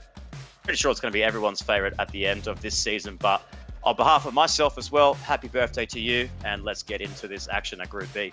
Thank you so much, Nick. Yeah, much appreciated, and thank you, of course, to the admin team in the background, my fellow commentators, and all the drivers who put on such a good show for us. We have so much fun in the comms box here together, chaps, and it's always a pleasure.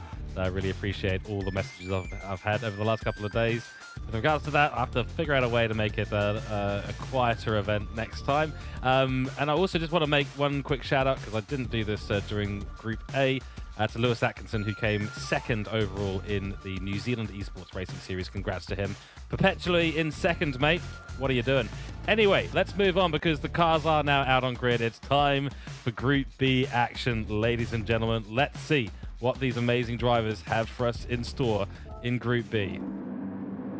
And of course, lining up in 1st place, the surprise for shock P1 pole, Aiden Sampson for Diffusion Race Engineering will lead us away. Across the line we go. Then Ricky Rick, who's great. It's great to see him back at the GT3 Championship. He didn't have the best of returns, but boy, oh boy, he has really jumped his form. We were talking a lot about the potential controversy in the AM class with drivers like Mark Hasseldine, Troy Britnell putting in some really good performances, almost say overly impressive performances, but now here's Ricky Rick for the AM class doing just as well. He's under a lot of pressure early on from Mitch Cullen. Rob Jacobs sitting back there in P4 right now in his Audi 4 Hooncorp, wants to emulate Lewis Atkinson out on track today. Behind them, Jackson Dean already made a position. Looks like someone's had a problem because both Jackson Dean and Robert Rice have made it up one position. I think that might be Shane Addard, who's under a lot of pressure from Mark Hasseldine. Hasseldine has made it past, and the battle that we thought we were going to be having between Mark Hasseldine and Troy Britnell has cooled off early on in this race. Nonetheless, the back of the field here is incredibly spicy. Troy Britnell under a lot of pressure from Finch. Finch is in 10th place, but he's looking to make a maneuver early on. He's riding the slipstream as well. 3 by 3 they go in a line, not side by side. That might change in a few moments' time as they all move out to try and jostle for position. Into the hard braking zone we go, and it's going to be the number 81 of Shane Addard that holds onto the position for now. Troy Britnell didn't want to risk overtaking this early part of the track. Finch has had a huge moment on the exit of turn 10B on the racing medium tyre. That was a close call for him in his Black Rose Racing Mercedes. Now he's got Hodges right behind him, followed by Chase in P12, then Blue Dog, then Renegade. Kevin Cooper has not had a great start in this race. He's miles behind already. Early on, though, Aiden Sampson, Nick, he is bolting away very Nick Pfaff-esque, I would have to say here. Yeah, absolutely. It's a great start here for Aiden Sampson, who had a hardware problem last time out at Interlagos. We saw him sailing into the distance at turn 4. Very scary moment there for the Diffusion Race engineer. We thought it was a loose throttle cable on the car of the Diffusion Race Engineering. So unfortunately, he's okay. The driver's okay, but he throws it and slaps it on pole position and is now driving away from Ricky Rick in P2, who is on the racing mediums, but Aiden Sampson is on the soft tyres, so probably emulating what Nathan Wakefield did for Black Rose Racing at the beginning of Group A in the opening lap. So keep an eye on him to come through the field and see how he goes through. But we have Troy Britt now looking to put some pressure on Shane Addard, which is going to be still P3 in the AM class, but Shane Addard in the Pro-Ams at the moment, still sitting pretty highly in 6th place at the moment. We do have a couple of absentees that we do want to keep an eye on, ladies and gentlemen. We are missing one Black Rose racer in Richard Robertson in the Pro-Am class, but another Pro-Am that did make the event, but the car is not on the track and it's not on the grid. And unfortunately, I feel like it's a bit of a curse for Gridline Racing. As I almost say that, but we get distracted there by Jack Finch, almost sending it on the fellow AM driver in Troy Britt now, as we now have Mark Hasseldine come through inside to P8 at the moment. But going back to the driver that is missing, and Gridline's woes go from bad to worse, Mark Pacheco, as he had a fuel problem at Suzuka, he had a tyre problem, a strategy call that didn't go well for him, and now it's a power steering failure in the BMW M6. So his season goes from bad to worse, winning the opening round at Bathurst. It just hasn't gone his way, and now a power steering failure in that Gridline BMW. It's just luck's not going his way, George, this season. Yeah, and it's really unfortunate when you have these issues out on track. Just things go from worse and go from bad to worse, and there's nothing really you can do about it. This is exactly what happens sometimes in the more real-world racing as well, and this is completely out of your control.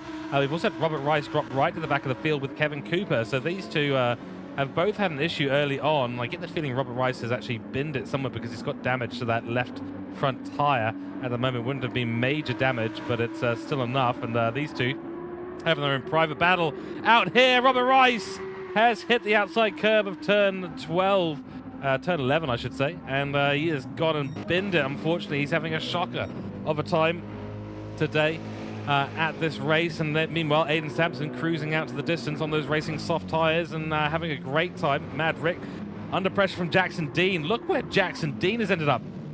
He qualified P6. He's now P3. Yeah, absolutely. He's clawed through the field so quickly on the racing soft tyres as well. But I'm very, very impressed by Ricky Rick so far, Mad Rick, as we see Jackson Dean now go for the which is going to be the inside line, going into turn 10A, and then hopefully clears Ricky Rick at turn B.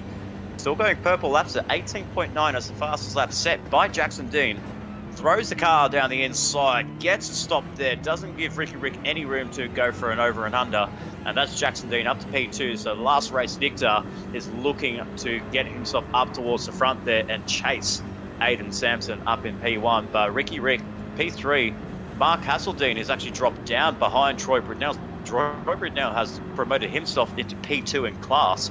So Mark Hasseldine, all the speculations and all of the attention on the Hassel One Motorsports team owner, down in third place in these early stages here, George. And it's got a long way to go because Maverick is starting to pull away, and he's actually hanging on to these Pro-Am drivers. He is indeed, yeah. And we've got the two top runners now, Aiden Sampson, Jackson Dean on racing softs. Maverick is actually on the medium tyre at the moment. Mitch Collin racing mediums for him. Then Rob Jacobs is on the racing mediums too. So there's some interesting strategies already evolving, and a lot of people making mistakes early on in this race. Andrew Scott, over to you in the pit lane. What are you seeing down there? How are the strategies looking at this early stage of the race? Yeah, I can report, guys, that there is a reason for Mark Hasseldine being slow. He's got front aero damage. So he started on the softs, and now he's got damage to his front aero, which looks to be, if not severe, but at least of medium grade, because it's really affecting his straight line speed coming into the final chicane there. So he's unfortunately outside the pit window. He's going to have to do a few more laps with that front aero damage, and hopefully he can claw back some places with a couple of good final stints. But yeah, the strategy is still wide open, guys. Obviously, the two front runners are on softs, so they're making hay while the sun shines. But the soft tyres are wearing quite quickly. Both of those cars are FR cars, so it's the front left tyre that's copping it. So Mad Rick there in third place on the mediums. He's looking good with a slight fuel advantage over the car in front, and obviously much better tyres. And I do have to very quickly report to everyone that after that incident and with the damage on the car, CP Motorsports has had to retire Robert Rice, I should say, Revs, from this race. So he unfortunately will not be finishing this race. Robert Rice is out in round 5. You hate to see it, and commiserations to him and the CP Motorsports team. Never like to see it. It'll be interesting to see. Aiden Sampson, Jackson Dean, they're going hard early on. We saw the likes of Lewis Atkinson and a few other runners like Matt Neddy doing this strategy early on. Mad Rick seems to be the one in the right position at the moment. They're all equal on fuel right now, so no issues there. But yeah, Mad Rick has got some good pace on it. 19.3, his fastest lap. Jackson Dean has the fastest overall lap with a 118.7. That was another 119 then, Nick. 2 in a row. This is great consistency on the medium pace. Very good consistency, and he's actually pulling away from Mitch Collin and Rob Jacobs down 4th and 5th place. So he's right in the centre between the Pro-Am drivers. So 3rd place overall, but smack bang in the middle of between 4 class pro drivers. Obviously, we're seeing a couple of surprises there with both Aiden Sam and Mitch Collin. We know Mitch Collin's a very consistent driver and a very fast driver, as we see Ricky Rick go purple and through sector 1. So a very good run through the S's and turn 1. As he comes up towards the back straight where the BMW can really stretch its legs out. But keep in mind as well, George, look at the wind direction that it's going. These guys are getting a massive tailwind down towards 10A and 10B. So that top speed is going to be going up pretty quickly here. And looks like Maverick has actually closed up to Jackson Dean on this last lap, because Jackson Dean lost time towards Aiden Sampson in this last lap. Yeah, that's right. But even though he's still holding the fastest lap, I wonder if Aiden Sampson is on for a really good lap of his own. But the wear on the racing soft tyres is starting to cut into that ability to put in some good lap times. And yeah, Jackson Dean clearly has the pace over Aiden Sampson right now. That's a 119 flat, essentially, for Aiden Sampson. So it's not going to be enough pace to hold off Jackson Dean. But he's also now done a 119 flat. So the pace is really starting to drop off. Meanwhile, Madrick says, you know what, I'm just going to stay on the medium tyres, I'm just going to be consistent, and then I'm also just going to be the fastest one out on track as well with an 18.592, Nick. Madrick is fantastic pace. Absolutely flying right now. Oh my goodness, this is where did we not see Ricky Rick at the start of the season? Because this is some great performance here, especially for Gridline Racing to sign Ricky Rick. Unfortunately, Wade Rushton and Rushfire could not commit to the end of the season, but they've brought in a very strong substitute driver in Rick Atwell. holding on to P3 overall, but first in class, 18.5. I don't remember. I'm trying to go off the top of my head, George, going back to Group A. I think we were seeing kind of similar lap times, consistency. We did see at the beginning of the race, we saw Nathan Wakefield set an 18.1 in that first stint on the soft tyres, but an 18.5 in the first racing mediums, let alone. This is absolutely impressive here as we have Jack Finch in 13th place with some front splitter and some front left suspension damage. So he looks like he's had an off on this lap down at turn 1, most likely the cause of it. So very unfortunate for him. We have Mark Hasseldine P8 at the moment, who is still carrying that front splitter damage, but he's still holding on here. That's the key thing as well here. Yes, he's not coming to the pit lane. His lap times are not perfect, but he's still holding on to Troy Britnell and Shane Adard, who is battling for P6 at this current stage. Yeah, it looks like a good battle that's brewing here for the AM class drivers and for the Pro AM drivers too. So this is going to be good. Shane Adard is in a decent position, racing medium tyres for him and doing a pretty good job. Bear in mind, we do want to keep a close eye on the Astra Racing chaps today because of the Porsche's ability to enable a one-stop strategy here, and Astra Racing executing that with their elite category driver in Group A to perfection. Didn't see the same out of his teammate in Drew Griffin, but nonetheless, Sir did see Shane Attard in a decent position in P6 overall, but that's a threatening amount of slipstream from Lightning Motorsport in behind, especially if there's any fuel saving going on by Shane Attard. Will there be a move? There's a defensive move from Shane Attard. Doesn't want to get overtaken on the inside line, but that can be costly. It really depends so much on how much overlap the overtaker has got into turn 10, such a tricky corner. So we shall see. Andrew Scott, anything you're seeing down there from the pit lane? Hopefully some cars going around the track. Yeah, I'm seeing that, but I'm also seeing some telemetry, George.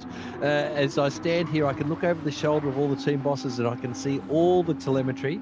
And I can tell you from what I've seen, there are 2 cars on track that could possibly be on for a one-stop. And that is Rob Jacobs for Hooncorp. And as you just mentioned there, Shane Adard for Astra Racing, who just happens to be in a Porsche as well. So we all know that is definitely on for that car. But Rob Jacobs there in P5, he's sitting there quite nicely in the R8 with a significant fuel advantage once again over the cars in front. So he's looking good. Sir Dids is looking good, but he's got Troy Britnell right on his hammer to deal with right now. And also, I want to keep in mind as well there, and looking at the gaps between Rob Jacobs and Aiden Sampson, they're both the front drivers that are coming to the pit lane right now. Jackson Dean's the first man to blink, almost crosses the line there, but you can see his front left is absolutely gone.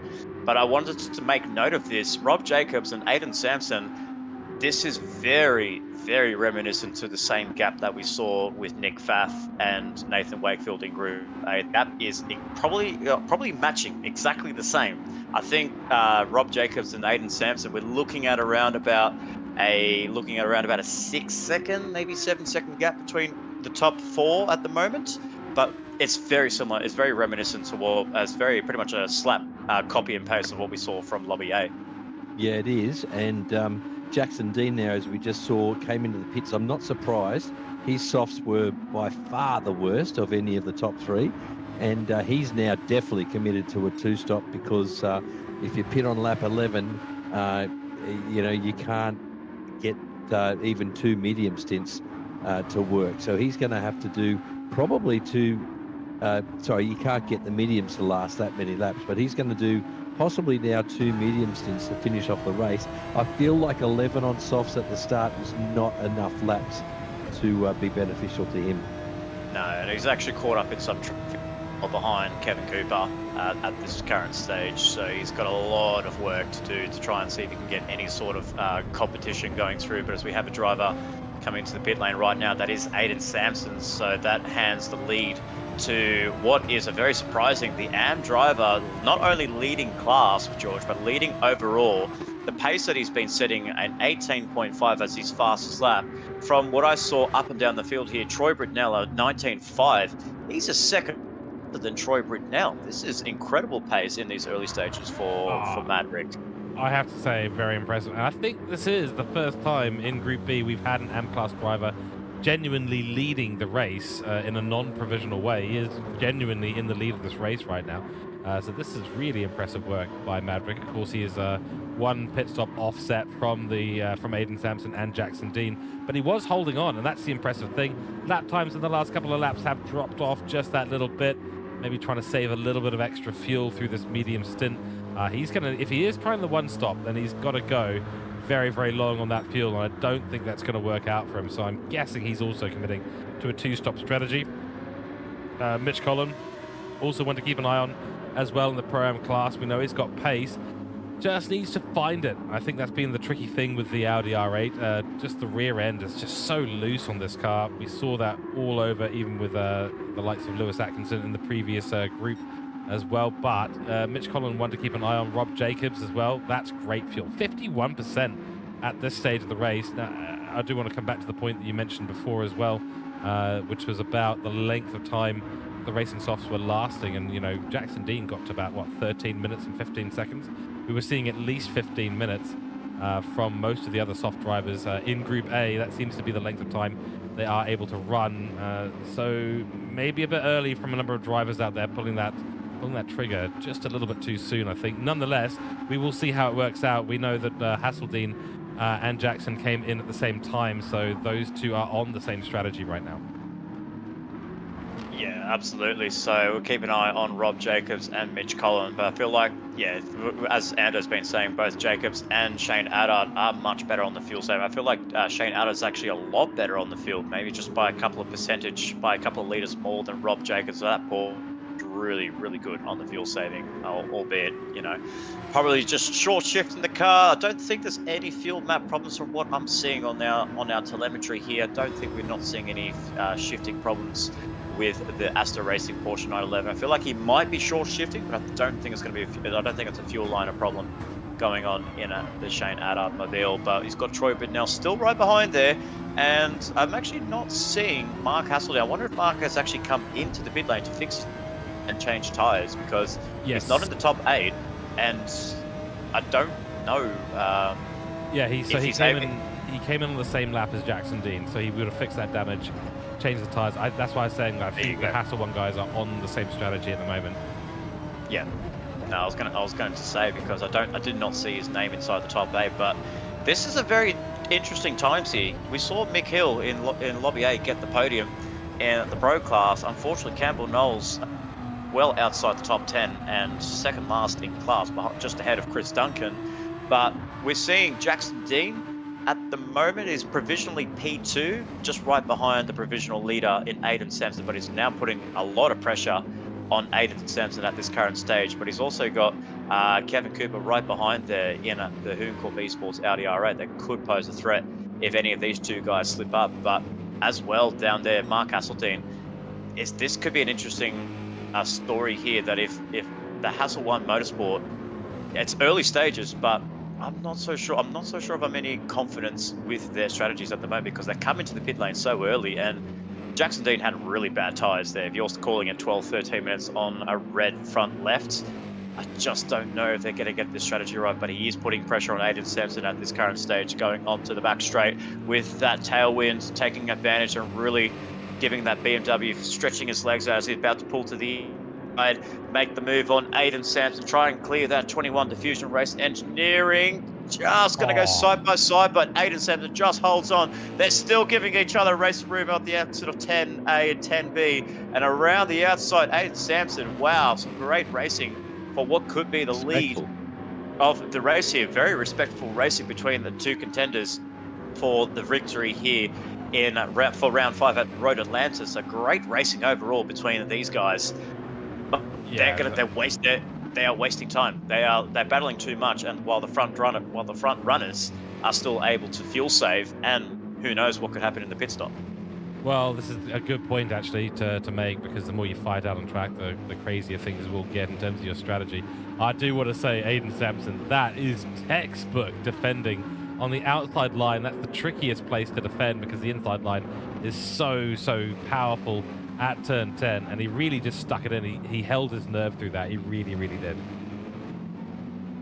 Into the pit Have a lane look at the comes fuel. Ricky Rick and Mitch Collin. Have a look at the fuel, you said? Sorry, Big mate. Yeah, the difference fuel. Well, yeah, but they both filled up, like possibly till the end of the race here as well. So that's an interesting choice there. But they've put on a hell of a lot of fuel, both of them. Meanwhile, Yeah. Mad Rick has not put a lot of fuel in the car. We'll see what No. tyres he's going to come out on track with. He's in a good situation. Where are these two? They're just coming through the final corner now and onto the main straight. Don't think Mad Rick will be ahead of them, but he has put a lot less fuel in the car. close. Might be going on to softs. Let's see, Aiden Sampson. He is on softs. Mad Rick is actually in the lead of this race now. Wow, that is a huge change in events here. And he's on the soft tyres, a short fill, and he's going to stretch his legs here, gentlemen. We know he was keeping up with the soft runners at the beginning of the first. Now he's on the softs, and the drivers behind are on the racing mediums. So put down those qualifying laps there, Rick, because you're probably going to be sailing into the distance with potentially a very good strategy up his sleeve there. He put a short fill to the car. Soft tyres, we're looking around about that 35-minute mark, or 30 to 35-minute mark, that he's probably going to put on another set of soft tyres. So if he can make these tyres last for another 14 minutes, could be on for a very good strategy here, gentlemen. I am fascinated by what is going on. I'm just trying to crunch some numbers in my head, figure out what's going on, because it is rather confusing. But this is why we love. Well, yeah, and this is why we like Group B.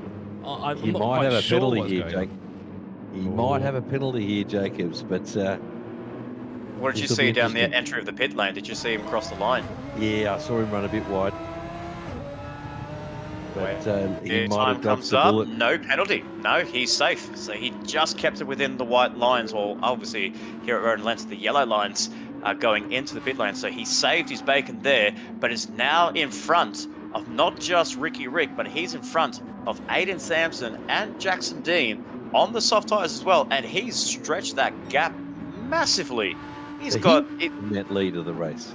He is. So he is potentially net lead. If Shane Adar comes into the pit lane, goes on soft tyres, and he comes out a net lead, George, I think we've just seen too many lead changes here in Group B. That's just absolutely bizarre. We love to see it. Group B, Group Bizarre is going to be our word of the day Love for it. Group B.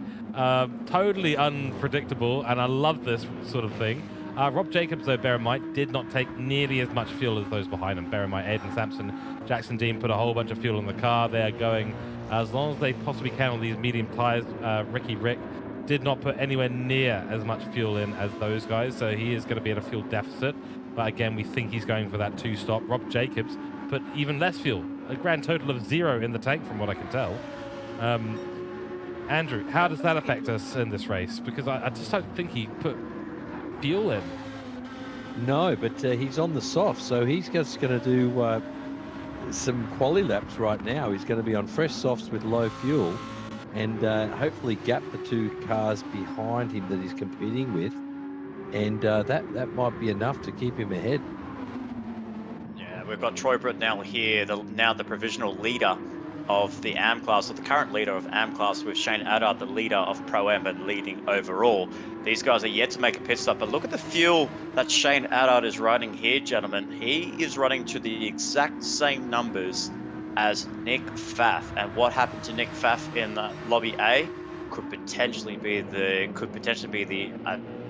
strategy here, the same strategy but replicated in Lobby B. So much fuel in that Porsche 911. Troy Britnell was about to hit the red on his fuel numbers. He's actually scratched that. He has hit the red, but he's now coming to the pit lane.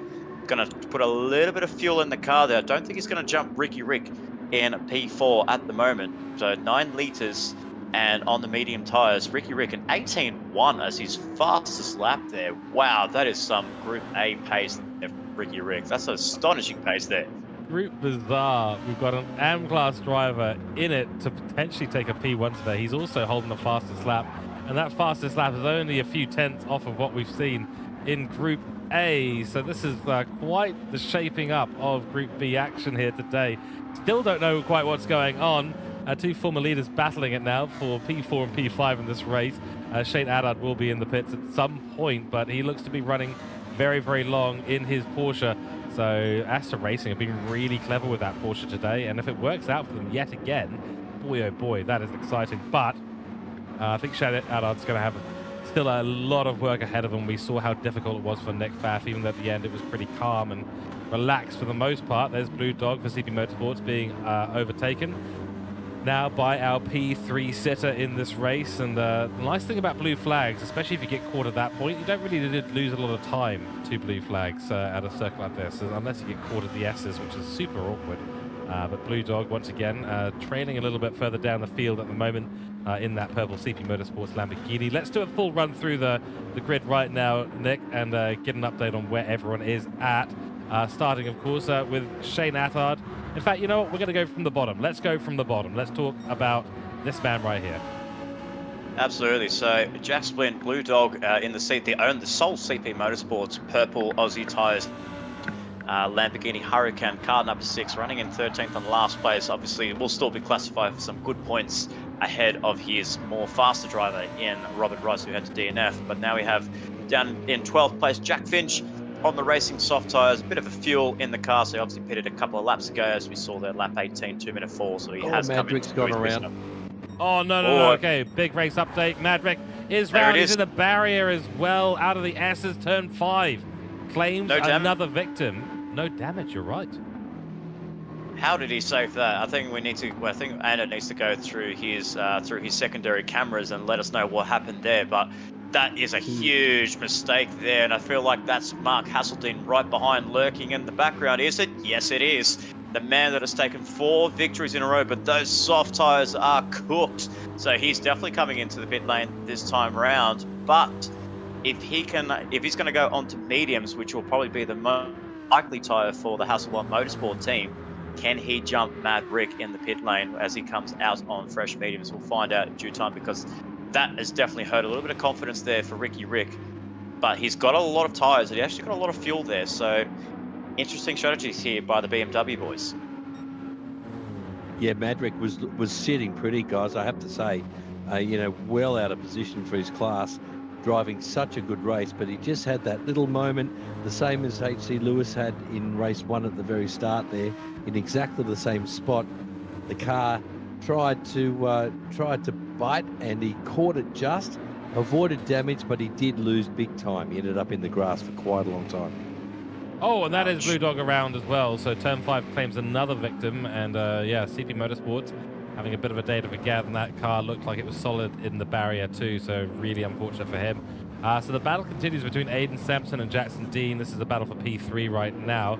Just comparing the two, looks like Aiden Sampson has saved a lot more tyres and a lot more fuel. Jackson Dean is not able to do quite as good a job with that this race round. He has yet to find a way to overtake him, so using more resources and not holding the track position at the moment, letting Aiden Sampson really kind of just gain the advantage in all sorts of directions on him. Will it be an attempted move here by the number 100 car? No, it's not.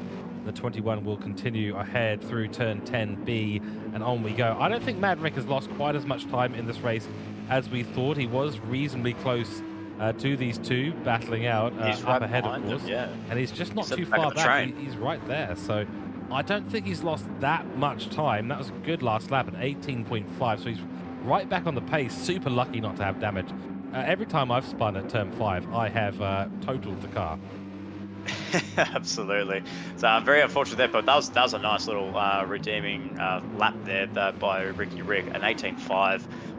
Guys ahead here, Jackson Dean still stuck behind the rear wing of the Diffusion Race Engineering, but runs wide. Does Aiden Sampson, does he pick up a penalty? Because track limits are strong here around Road Atlanta. I don't see any numbers hovering above his name, so he's got away with that from the steward's room. But a thing I want to point out here, George, Jackson Dean, this is not, I don't know, this hasn't really been a performance drive that we've seen so far. I mean, we're on lap 22, so there's a lot of racing to go until the checkered flag flies, but a bit of an underwhelming drive here by Jackson Dean early on this race, because he's not really, we always see him at the front there. We always know he's the leading contender. Him, Mark Pacheco, as we say that, throws a nose there at 10A, doesn't get it done, but he's not really delivering in those early races that we've seen in the first half of this championship.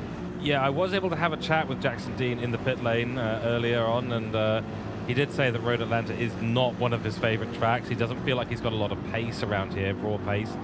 So maybe that just shows he's not got quite the experience he's had at the other circuits. That'll probably be feeding into the necessity to use more of these tires, more of the fuel, just so they can keep on pace with the other competitors around here today. So maybe there's a little bit of that happening in the background for Jackson Dean.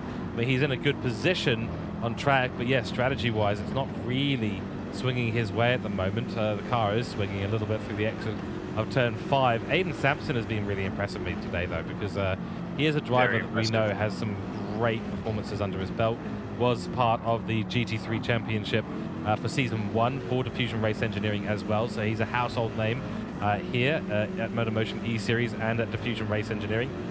And this is kind of what I was hoping that we'd see from him at some point in the season, and hopefully this kind of performance continues on. Right now, it is going very much his way in this battle. Yes, he's not pulling a gap over Jackson Dean, but he has certainly pulled a strategy gap over him, and it looks like a massive one. Shane Attard in the pits. He's on the medium tires now, 8% of fuel on board, and let's see what he does.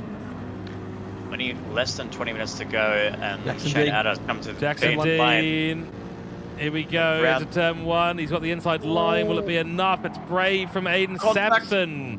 Contact Hit the indeed, Nick. shoulder. Wow, so Oh.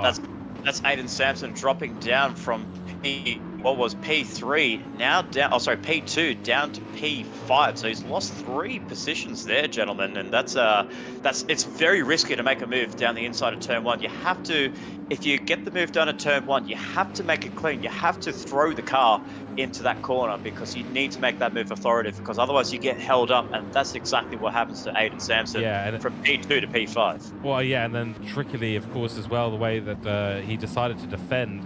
Sometimes it's just better to get out of it, and may have been a better decision, may not have been.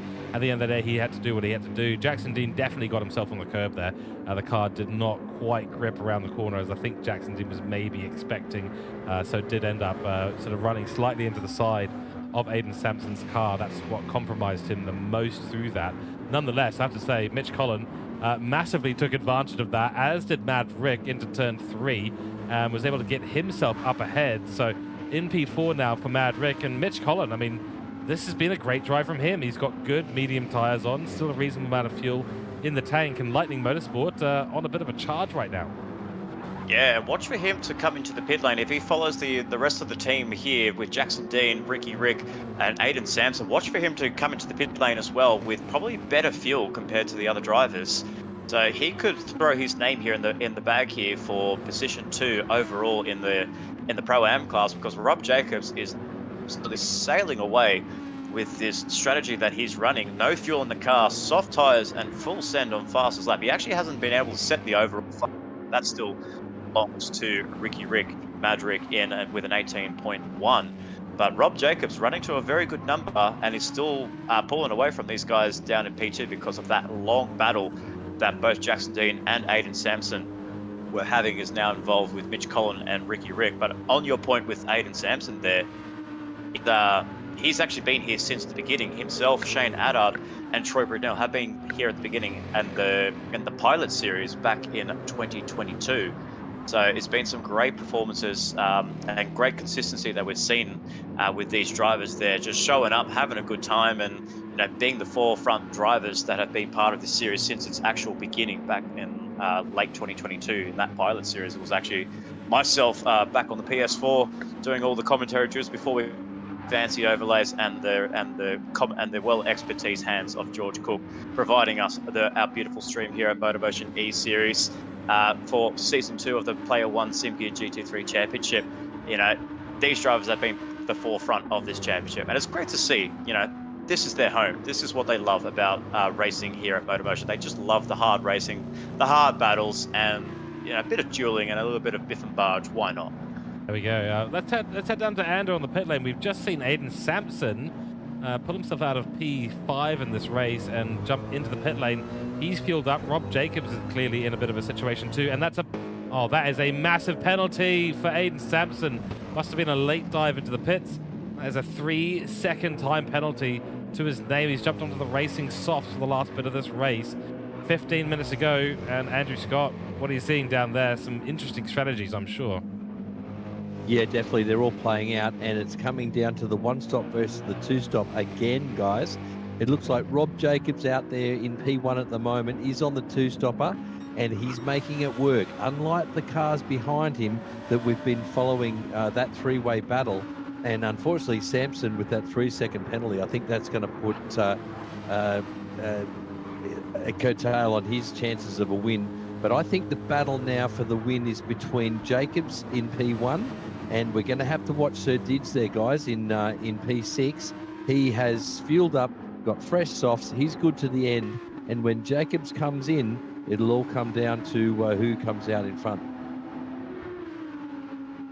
This is going to be excellent. If we saw Nick Pfaff put on a masterclass performance with the one-stop strategy, can his teammate and the team and co-boss at Asta Racing and Shane Addard in the 81-911, can he perform a very similar strategy to his faster teammate and Nick Pfaff? Rob Jacobs looks like he is going to come to the pit lane this lap. That number, the alarms were sounding in the Audi R8, so he's watched for that Hooncorp driver to come into the pit lane. Exiting turn 5 is Shane Addard. Where we look up towards 10A, 10B, there is Rob Jacobs coming into the pit lane. I'm going to throw it over to you, Ando, to see what he does as he comes into the pit lane right now. As he comes in, 2% fuel, soft tyres. What can you tell us there? What's the strategy for the Hoom? Yeah, it's all going to come down to how much fuel he puts on. He might be worried about over-fueling because it's going to be tight here with Sir Dids, I think. And he took it really tentative on entry as well. He didn't want to pick up a penalty on entry, but he's just pulled out there with just a bit under 50% fuel remaining. That'll allow him to rev it out a little bit between now and the end. And of course, he's going to have fresher tyres than Sir Dids. I think he's going to come out on softs again here, folks. And where Sir Dids, he's exiting turn 12 route right now. Where's Rob Jacobs on the exit of all of this? The battle between the Pro-Am leaders. Shane Addard approaching turn 1 right now. Rob Jacobs approaching turn 2 and now takes the lead overall ahead of Shane Addard. So gets the jump, gets the two-stop working for Hooncorp Esports. The one-stop did not work for Shane Addard, unfortunately. So he's down in P2, but that's going to give him a lead boost ahead of Jackson Dean and Mitch Collin. That could give him P2 overall. But there's a lot of racing to go here. Watch out for Jackson Dean and Mitch Collin to be on those fresh, soft tyres and put a charge on Shane Addard. But Rob Jacobs, what a performance that was. Great fuel saving in that first and has catapulted that Hooncorp Esports up to P1, which is probably going to be a P1 once the pit cycles have gone through.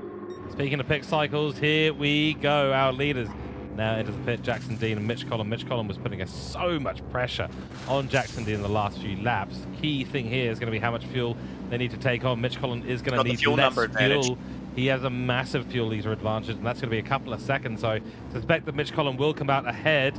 Looks like they're about even on fuel. Where are they in the pit lane? They're going to be right on top of each other when they come out of the pit lane. Where's Rob Jacobs? He's now coming in through turn 1. This is going to be super, super close. Rob Jacobs is in the lead of this race for Pro-Am class. Britnell is also right there. He will have to come into the pits, though, at some point soon. Then it's Shane Attard has leapfrogged both Mitch Collin and Jackson Dean. Jackson Dean has lost the position to Mitch Collin. Group Bizarre gets even stranger, and we absolutely love it. Mad Rick is actually now battling with Aiden Sampson back here for P7. So toss the rule book out the window, toss out the strategies, toss out the predictions. We are Murray Walker today. We are not making predictions. We make prophecies that turn out to be false. And right now, Rob Jacobs is in the box seat. And I'll tell you what here, George, Aiden Sampson with that 3-second penalty could have been right in this mix as well. He could have jumped Mitch Collin in that pit stop as well. So that 3 seconds with the cutting across that pit entry cost the Diffusion Race Engineering a potential podium in this race. But I did call it, George. I called it. He did call it, indeed. It's all right. I called the first one. Now you called the second one. I knew it was going to be between. I said between Jacobs and Sir Dids. That's what I said. Yep, and that is exactly what happened. Wow, Troy Brunel, of course, making his pit stop, final pit stop. Does not have the fuel capacity to go to the end of this race, which is now only 10 minutes away. So we are staring down 8 or 9 laps remaining in this race, which is not a long time at all. Excuse me, Jackson Dean. That was a close one, Nick. I've done that a few times before in race cars around here. Not a place you want to be.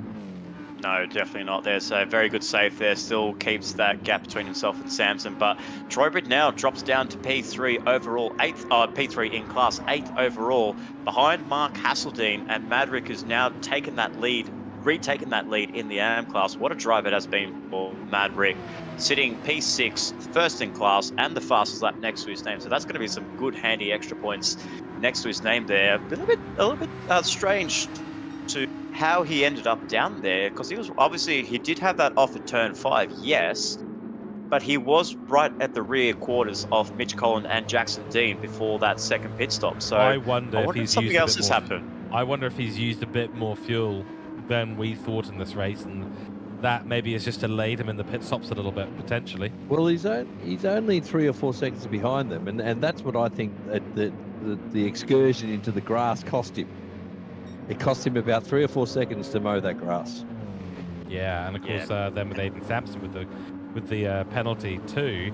I mean, these two, Aiden Sampson's Maverick, we would have been having a wild battle for P3 and 2 right now had those mistakes not occurred. In the meantime, we get a still yet fascinating battle at the top here. Rob Jacobs is clearly in the best position right now. The soft tyres for Shane Attard, they're not great, but they're not awful. He's still got a long way to go in this race, but his fuel's good. And Mitch Collins still a fair way behind, setting an 18.7 there, but it was an 18.8 last lap for Shane Attard, so the pace is great.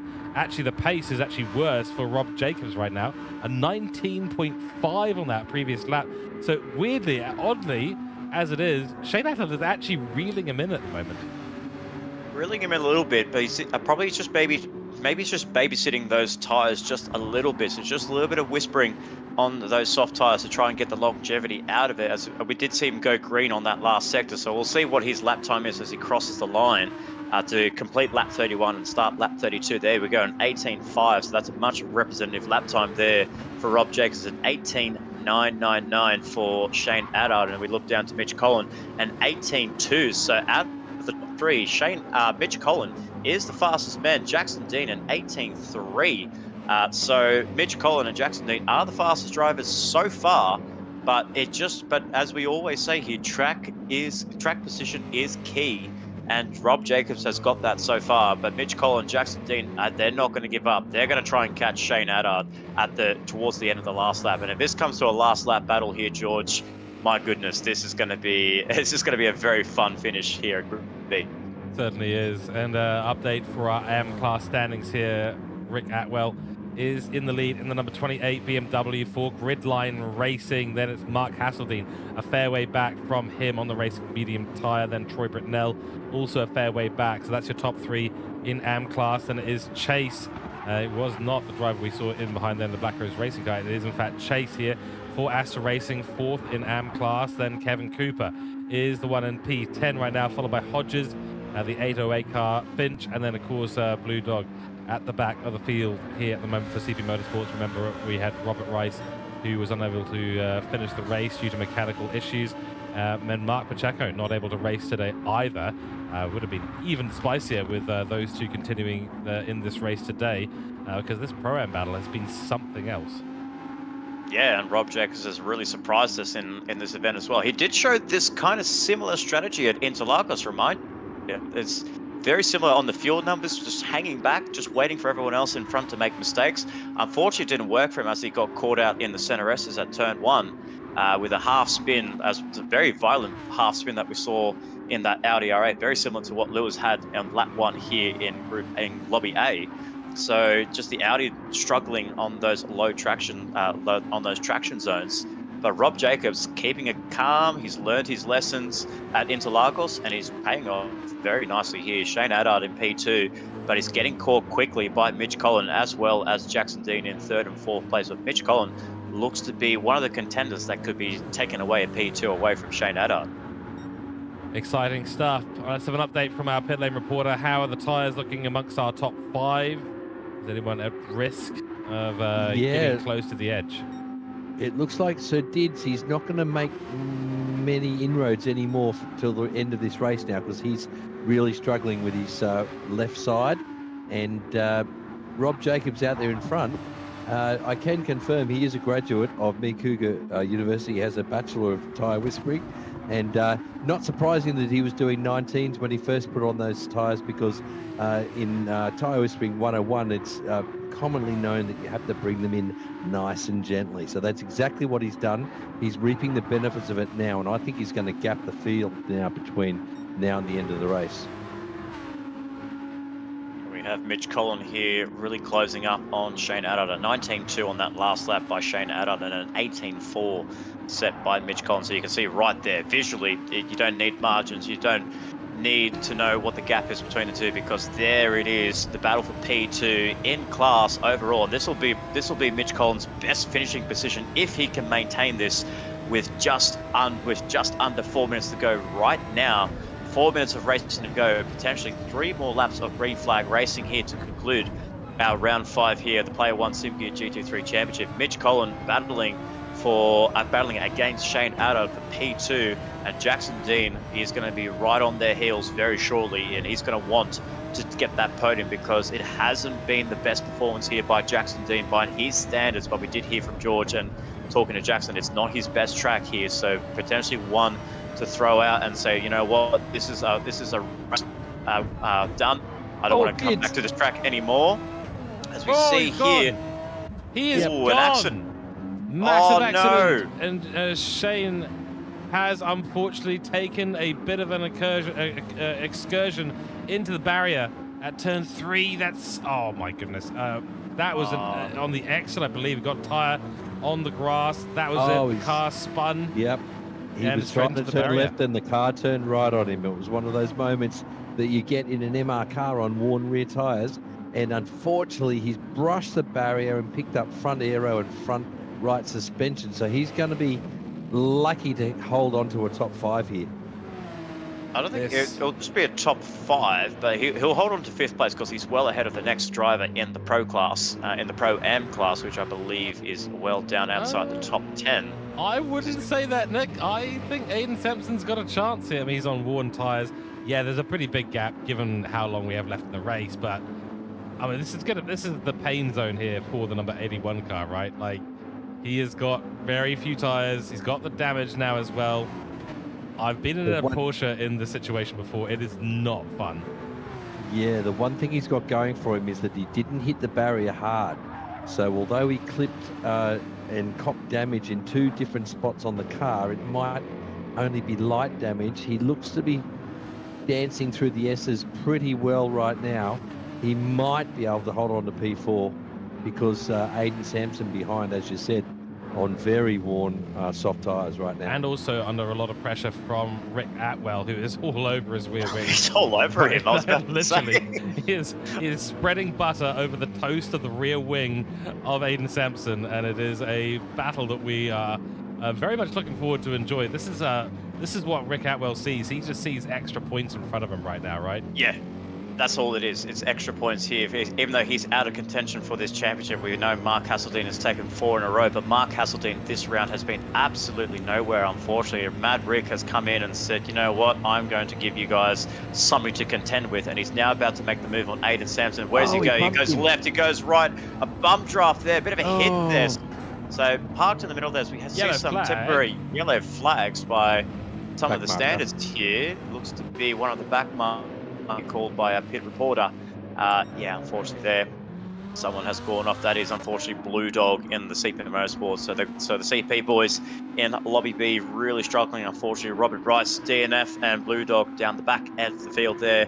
And unfortunately for them as well, down the back end of the championship as well. So not the championship season that CP Motorsports wanted, as it is their first year holding the Level 1 RCA entitlement in 2024. So not the season they wanted to have, but they know for sure they'll bounce back. But this is potentially going to be the last lap here and the last opportunity for Ricky Rick to try and get this move done. But a solid performance there by Shane Addard to still hold on to P4 here. And with damage on the car, he's doing a really good job to hold in here. 10 seconds to go till the end of this race. Let's come across to see if we can come to You see something here. I just look at the speed between these cars right now.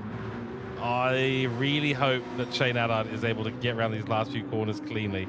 It was just so close. I mean, now you got Aiden Sampson right in your mirrors. Nonetheless, we digress. Rob Jacobs for Hooncorp Esports in the 174 takes victory here in Group B. Pro-Am overall victor, and what a victory for him. Mitch Collin will take home P2, and I feel like Mitch Collin has come out of the woodwork today. Great drive for him for Lightning Motorsports. Jackson Dean P3. Shane Attard will hold on to P4 in this race. Aiden Sampson. And then your AM class victor, Rick Atwell, aka Mad Rick. What a drive from him. The yellow spotted GLR live read BMW, and the 28 has showed up today. Yeah, absolutely. That's a solid drive there for Rick Atwell, breaking the victory winning streak by Mark Hasseldine. 4 in a row for Mark Hasseldine has now been broken, and the challenger is his name is Rick Atwell. First in class. Mark Hasseldine rounds up in 7th, P2 in class. Troy Britnell again getting his car onto the podium this time round, just behind his rival in Mark Hasseldine. But my goodness, what a race, and some different strategy here, gentlemen, as well. We saw Shane Attard try the one stop, almost worked for him, but unfortunately the mistake cost him on the exit of turn 3, which got a bit with the rear end snapping out on him, and unfortunately him down to P4, but it's still holds on to P4 and some good points next to his name there. But as we go through the results here, it is Rob Jacobs with the two-stopper working for him. Unfortunately, didn't work for his faster teammate Lewis Atkinson. Has worked for Rob Jacobs. Mitch Collin, a solid performance there, and a flying under the radar there for Lightning Motorsports. Gets his first for Lightning Motorsports in Group B. Jackson Dean holds on to P3.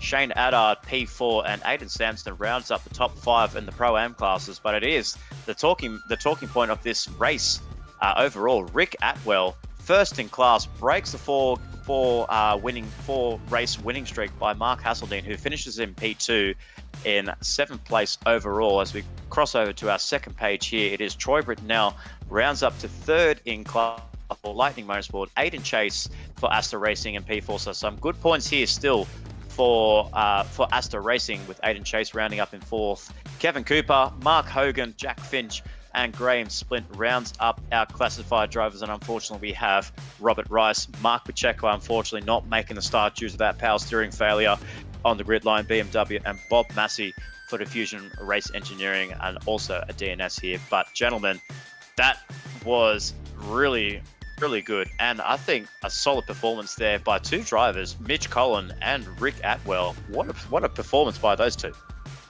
Absolutely right, and let us know in chat who is your driver of the day for Group B, the Pro-Am and Am class drivers, putting on a good show today.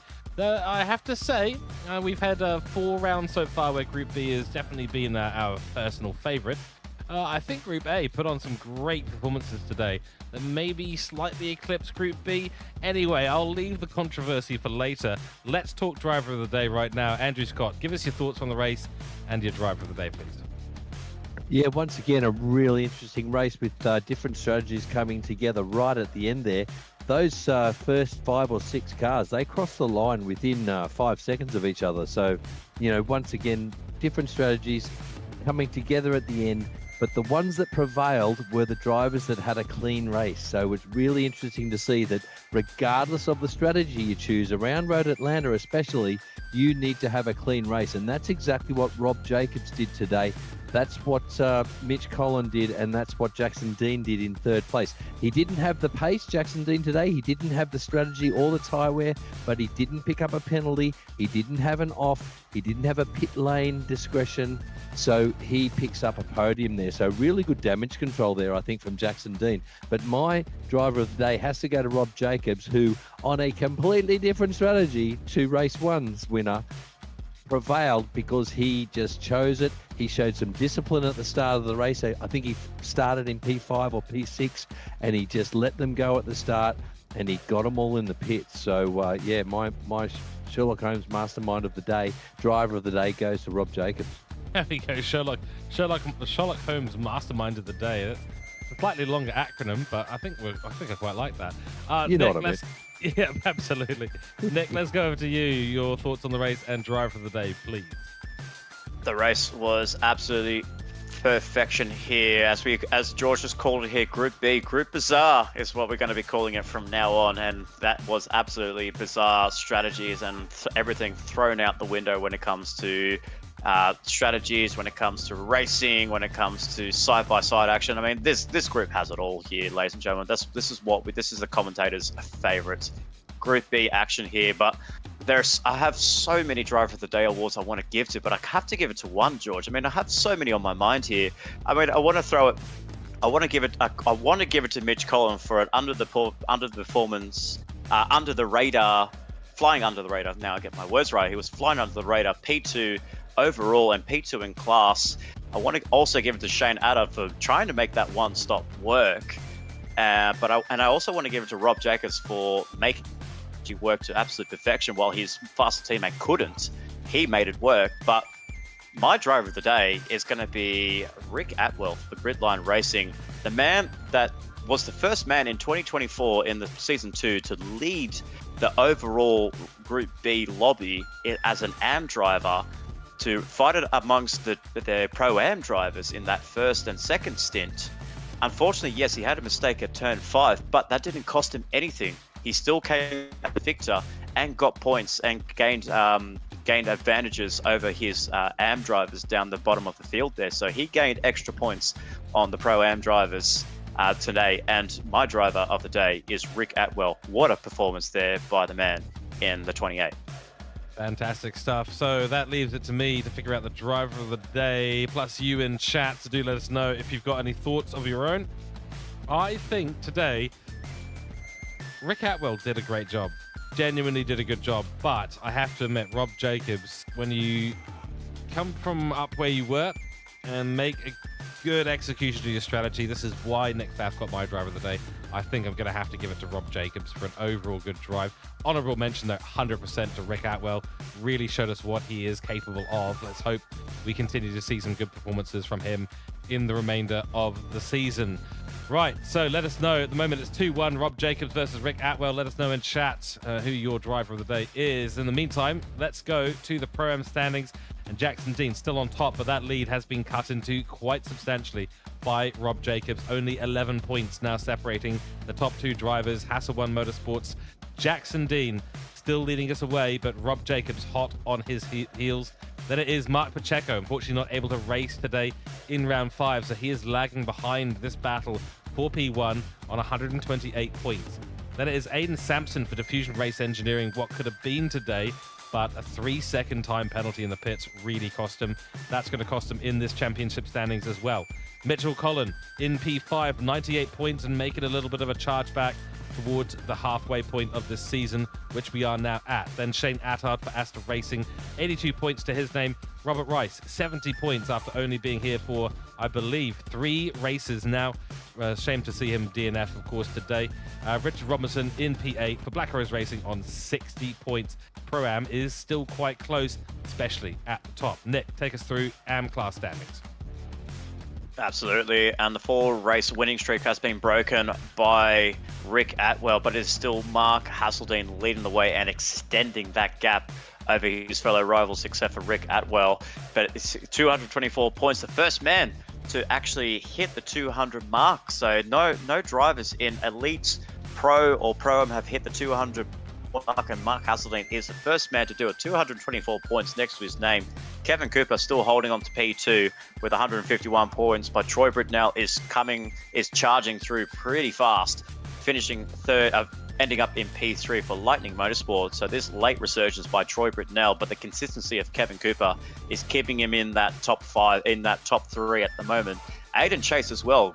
Don't forget about Aiden Chase. He's also the man that's keeping that consistency within the top 4-5s, and it's only 20 points between 2nd and 4th place. So it looks like the championship is probably going to be one and done by Mark Hasseldine, but it's that battle for P2 that's going to be very spicy. Graham Splint on 65 points, Bob Massey on 61, Rick Atwell on a late charge on 45 points, and Jack Finch for Black Rose Racing rounds up in 8th overall So the battle for P2 is heating up between Kevin Cooper, Troy Britnell, Aidan Chase. The late charge by Troy Britnell, George, is something really outstanding and really catching my eye for sure. But we want to keep an eye on Rick Atwell as well, if he can get himself up into P5 and challenge Graham Splint for that P5 overall. Exactly right. Yep, spicy in all the divisions. We are at the halfway point of this season. Round 5 at Road Atlanta is now complete, and we look forward, of course, to the next round, round 6 at Willow Springs International Raceway.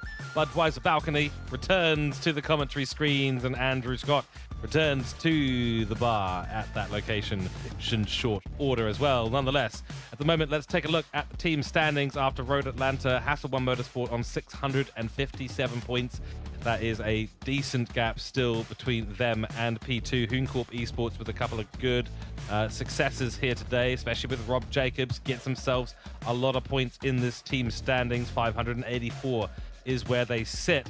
So less than 100 now. Is getting close to 100. That gap has been reduced quite substantially at Road Atlanta.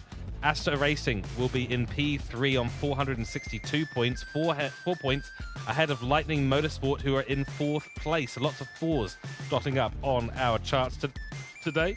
Then it is Black Rose Racing in P5 on 440 points, followed by Gridline Racing on 427 points, CP Motorsports on 391, and Diffusion Race Engineering on 360. So there is a big gap between the top and the bottom teams at the moment, but the gap between each of the teams is relatively small, so plenty of action still to be had in the team standings. Chaps, we've had some great racing today at Road Atlanta. We're looking forward to Willow Springs, which is going to be an excellent race, of course, here at the Player One Sim Gear GT3 Championship. MotorMotion halfway through the season, and now we get to motor our way through the rest of the motions for the season. Oh, absolutely. And, you know, it's where it all started back at Willow Springs, where we first brought in our pit lane reporter, Ando Scott, and he had himself a wonderful time there. So, Ando, I mean, if you want to do a bit of a role reverse, I'm more than happy to. I'm more than happy to join, go to the Budweiser bar down at Willow Springs, because you look like you had a very good time at the TCR Cup last year, so I want to get part of that action as well. So, I mean, but we have our duties here alongside George Cooke, as well as the reporter, and has got providing some expert analysis here live for the first time in 2024. That is Road Atlanta run and done here halfway through the season. What a championship season we've had so far. And what I saw as well there, this is the first time, and in 2024, Hasselblad Motorsport has not won a race in this Player One Sim Gear GT3 Championships. And what happened here? We saw some great performances by Hooncorp. Lewis, Dean Vanderson put on a solid drive to get 4th in his class. Rob Jacobs getting himself up there. And as well, we saw with Kevin Cooper finishing 4th overall in his class. So Hooncorp getting all the points they need to close that fight towards Mark Hasseldine's Hasselblad Motorsport. So, but look no further down there as well. Diffusion Race Engineering, 2 drivers missing. That's why they're last place, unfortunately, because they were right in that hunt as well for P3s. But watch for them to come through in this second half of the season, because my goodness, this is what I love about racing here at MotorMotion E-Series. Everything is won and done to the checkered flag on the last round. It's not done here. It's not done in round 5 or 6 or 7. It's done on the final day of racing. That's exactly it. So that is going to be our broadcast tonight, ladies and gentlemen. Round 5 has now concluded. Thank you all for joining us in the chat room on the YouTube channel today. It has been a pleasure to talk to you all throughout the races. So next week, we look forward to round 6 at Willow Springs International Raceway. We will be back, same time, same place, youtube.com/@MotorMotion E-Series, and join us on www.motormotioneseries.wordpress.com for all your news, articles, registrations, and updates with regards to MotorMotion, and all the Player One Sim Gear GT3 Championship information and articles are up there as well. Big thanks to yourself, Nick Pausasso, and our pit lane reporter, Andrew Scott, for joining us today in the broadcasting booth. Absolute pleasure as always, gentlemen. We shall leave it there. So thank you very much to everyone out on track. We will see you next time. Have a great rest of your weekend, and stay safe out there.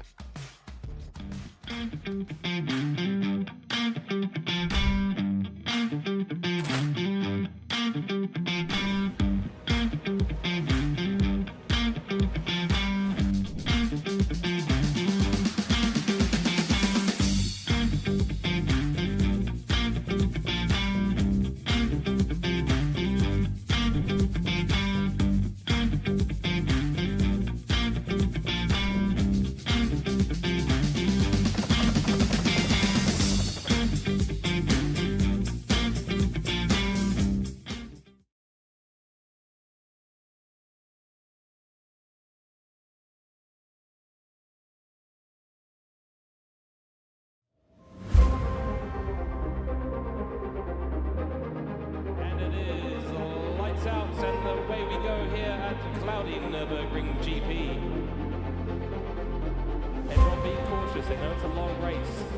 Still 21 laps to go. So we just started the race and we're seeing so much action on track.